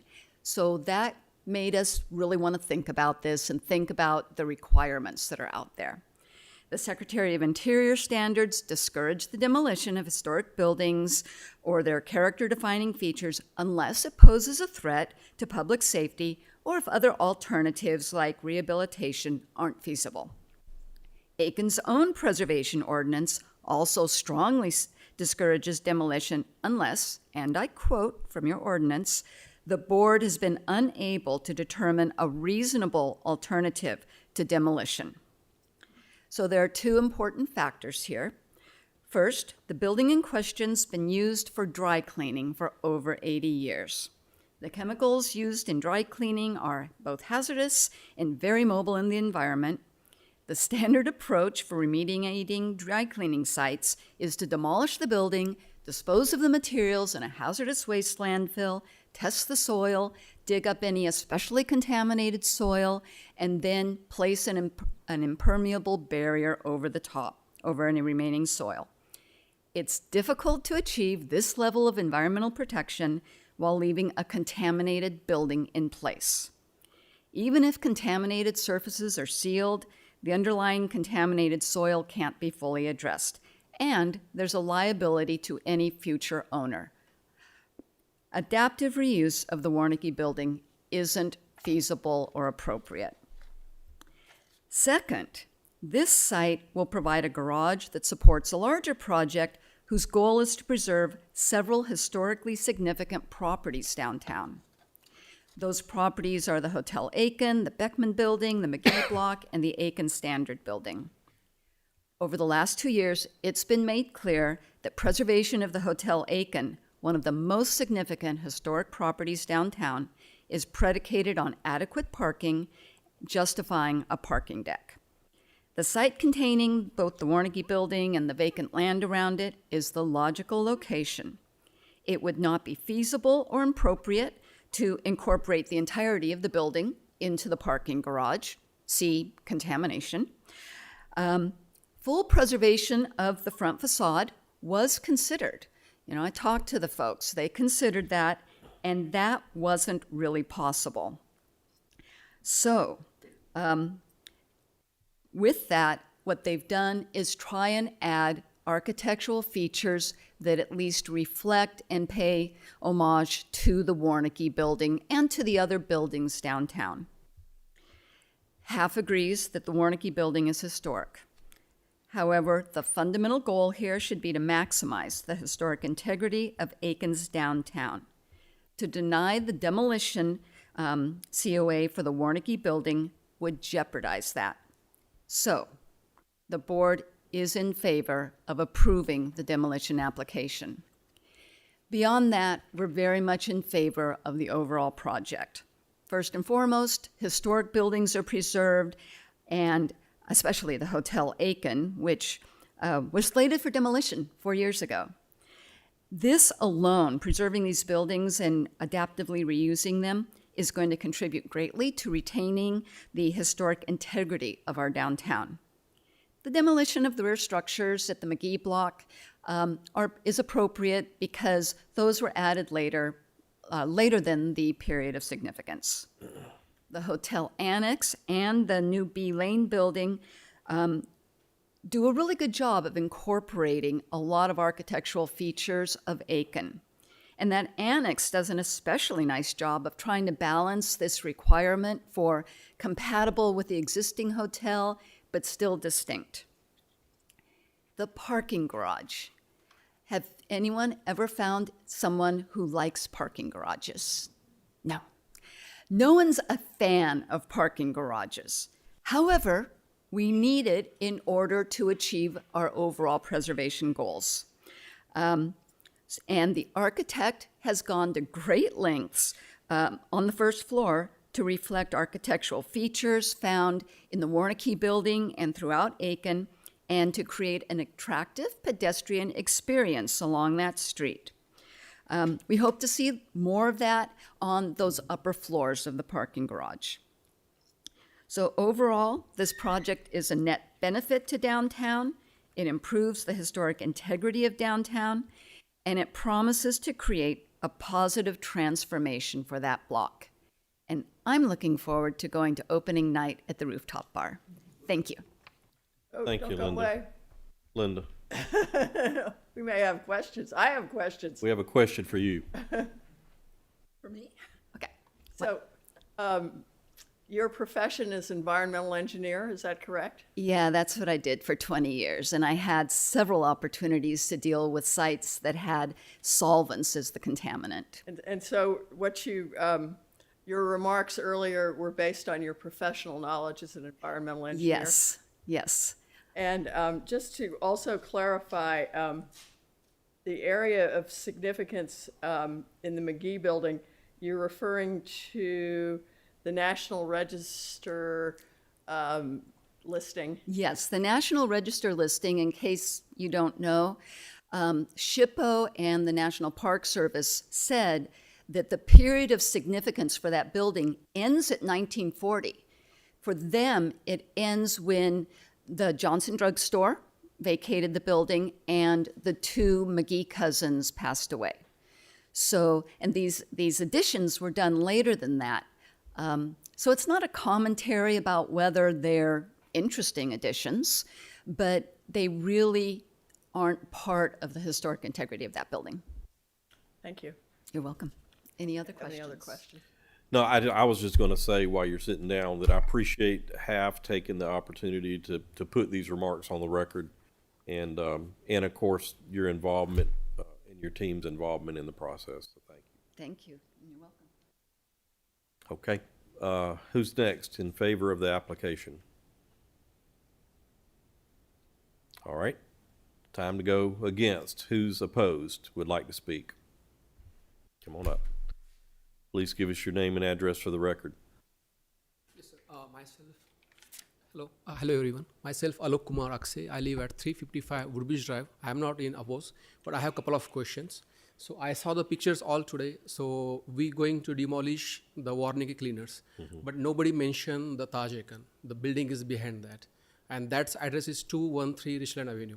But I did see it's one mention in the agenda. It's a 211, but that's wrong. Okay. And it shows the Taj Icon there 211. So it's a little bit tricky. So I don't know when is gonna start it. Okay. And what's the aim for the Taj Icon? Because we already running the restaurant out there. So we're gonna shut down forcefully or something. I don't know about that. So when you started the demolition, you're gonna start with the Warneke cleaners on the Taj Icon too. Well, I don't know that we're discussing schedule. Yes. We're just talking about design features and appropriateness of the request. Okay. And I'm not sure I understand your question other than the schedule question. Yes. So the thing is, everyone talking about the Warneke cleaner. Okay. Right. I see the pictures of the Warneke cleaner is going to demolish and all. Right. But it's a little bit tricky. It's the Taj Icon is behind that in all parcel. Nobody talk about the Taj Icon. So sometime we go with the Maggie block, you know. Sometime in newspaper I see the Taj Icon building. Right. So I'm confused. It has a Taj Icon there or not? Right. And I was going to say that. So, yeah, I think my understanding is it's part of the old Aiken Standard building is the building you're talking about, right? Yes. And Sir. that's one of the ones that the front will be preserved on, but not necessarily the back. Is that your understanding? Yes. Okay. And so your question is, the front's being preserved, but you don't understand why the back's not being preserved? No, I'm not. The thing is, I'm the owner of the Taj Icon, the restaurant. So Okay. I have the restaurant over there. So Indian restaurant from last 7 years. Okay. So I heard like it's going to demolish the Warneke cleaners. I want to know that our place, the Taj Icon, the old Icon Standard building is going to demolish too. So we had to move from there or, our future for the restaurant. Well, it's my understanding the city owns the building. Yes, sir. And that you're a leaseor. Yes, sir. Yes, So that question would need to be taken up with the city, not the design review board. Okay. Yes. Okay. I just see the couple of there, I didn't see the 213 Richland Avenue. I see the 211. So that's why I was confused. Hey, Yeah, let's check the type and see if there's any typos on the numbers later. Okay. Yes, that's all. Okay. Thank you. Thank you. Thank you for speaking. All right. Anybody else opposed? Come forward and give us your name. Yeah, Pete Swales, 125 Sunnyside Lane, Aiken, South Carolina. Not really opposed. I just didn't know where questions landed, and I'm starting to understand like what the different functions are. So now I get you guys. It's the look of it. So we're kind of with Taj. We're leaseors, and we're at 108 Lawrence Street. Okay. And today we have a relatively distinct color of the building.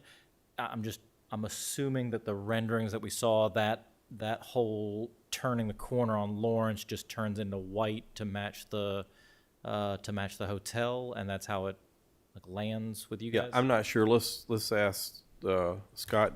Is that accurate? Yeah. Yep. So to match the hotel. Okay. Okay. I'm trying to be reasonable, and then I'm assuming that's not that's their right to do. Okay, all right. Then just want to know what color we're going to. Perfect. Yeah. Thanks for participating. Anyone else opposed? Okay. Well, thank both of you for your comments. All right. It sounds like we've finished public comment, so I'll ask if there's a motion for. Let's do these in order. So I'd like a motion on the demolition of 113 Newberry Street, the Warnicki Cleaners. Can we start with that? What's the number on that one? It's 10085.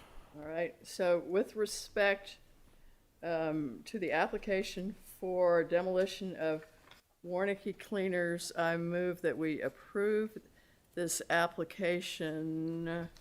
I can call it out. CERD 26-001085.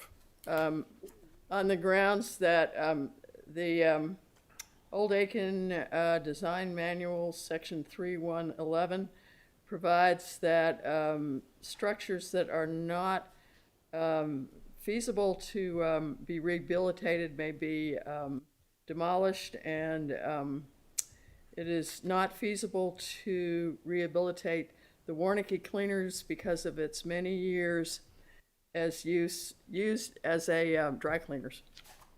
Okay. Do we have a second? Second. All right, we have a motion and a second on the demolition of the Warnicki Cleaners building.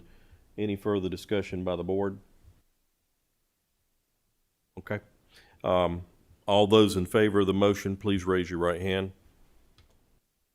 And that's unanimous, so there's no opposed.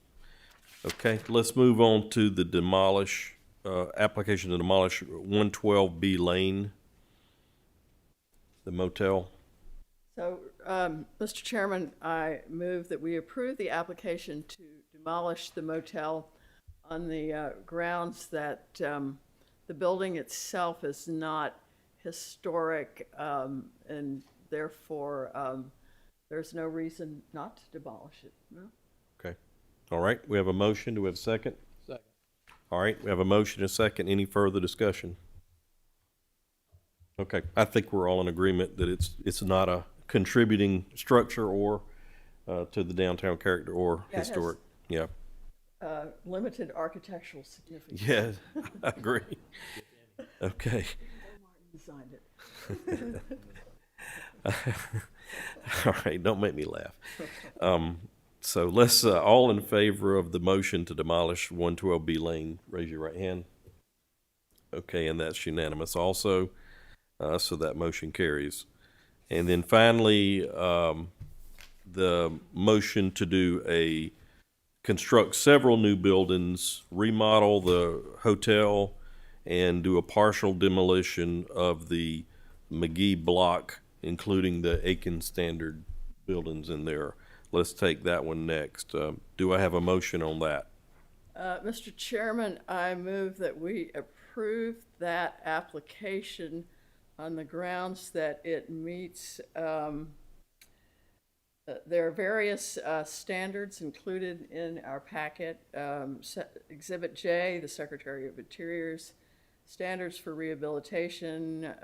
Exhibit K, Design Review Manual. Exhibit L, M and N and O and P, all quoting the Old Aiken Design Guidelines, and that this application meets all of the requirements in those applicable guidelines. Thank you. Do we have a second? I'll second. Good job. All right, any further discussion from the board? Yeah, I think it's probably an appropriate time to make a comment. This has been a long time coming, and I hope the city sees this, the community sees this as an opportunity to reflect on one real positive thing. When everybody in the city works together in a common cause and communication is prevalent in all discussions, and it's all done out in the open where we have public comment, and I think that the developers have done a wonderful job in listening to the public and actually implementing the things that the public has said. And it doesn't hurt that we have an Aiken native on there, so that works. But, really, it's city council, it's DRB, planning department, all working together, and Linda and her group has been instrumental in giving us some insight too that we may or may not have seen. So I just think that the city should celebrate the fact that when we come together as a group towards one common purpose, and that is to make our city better, we've got and you look at it now, we've got 3 major projects going on that is going to really enhance this community. We've got the Farmers and Merchants Bank project, and we've got Rose Hill. Those are 3 tremendous projects. Not very many communities get that many at one time that are going to make a significant impact economically and historically in a community. So, thank you. Thank you. I'd just like to add to that, the Tom Young building that was just completed, that is going to be a big impact on downtown. And I think this board, although I wasn't on it at the time, worked hard to get that done. And that's another great contributor to downtown. Is. Yeah. Good things. All right. All those in favor of the motion to approve, please raise your right hand. There's no opposed. It's unanimous. Congratulations. We can't wait for you to get started.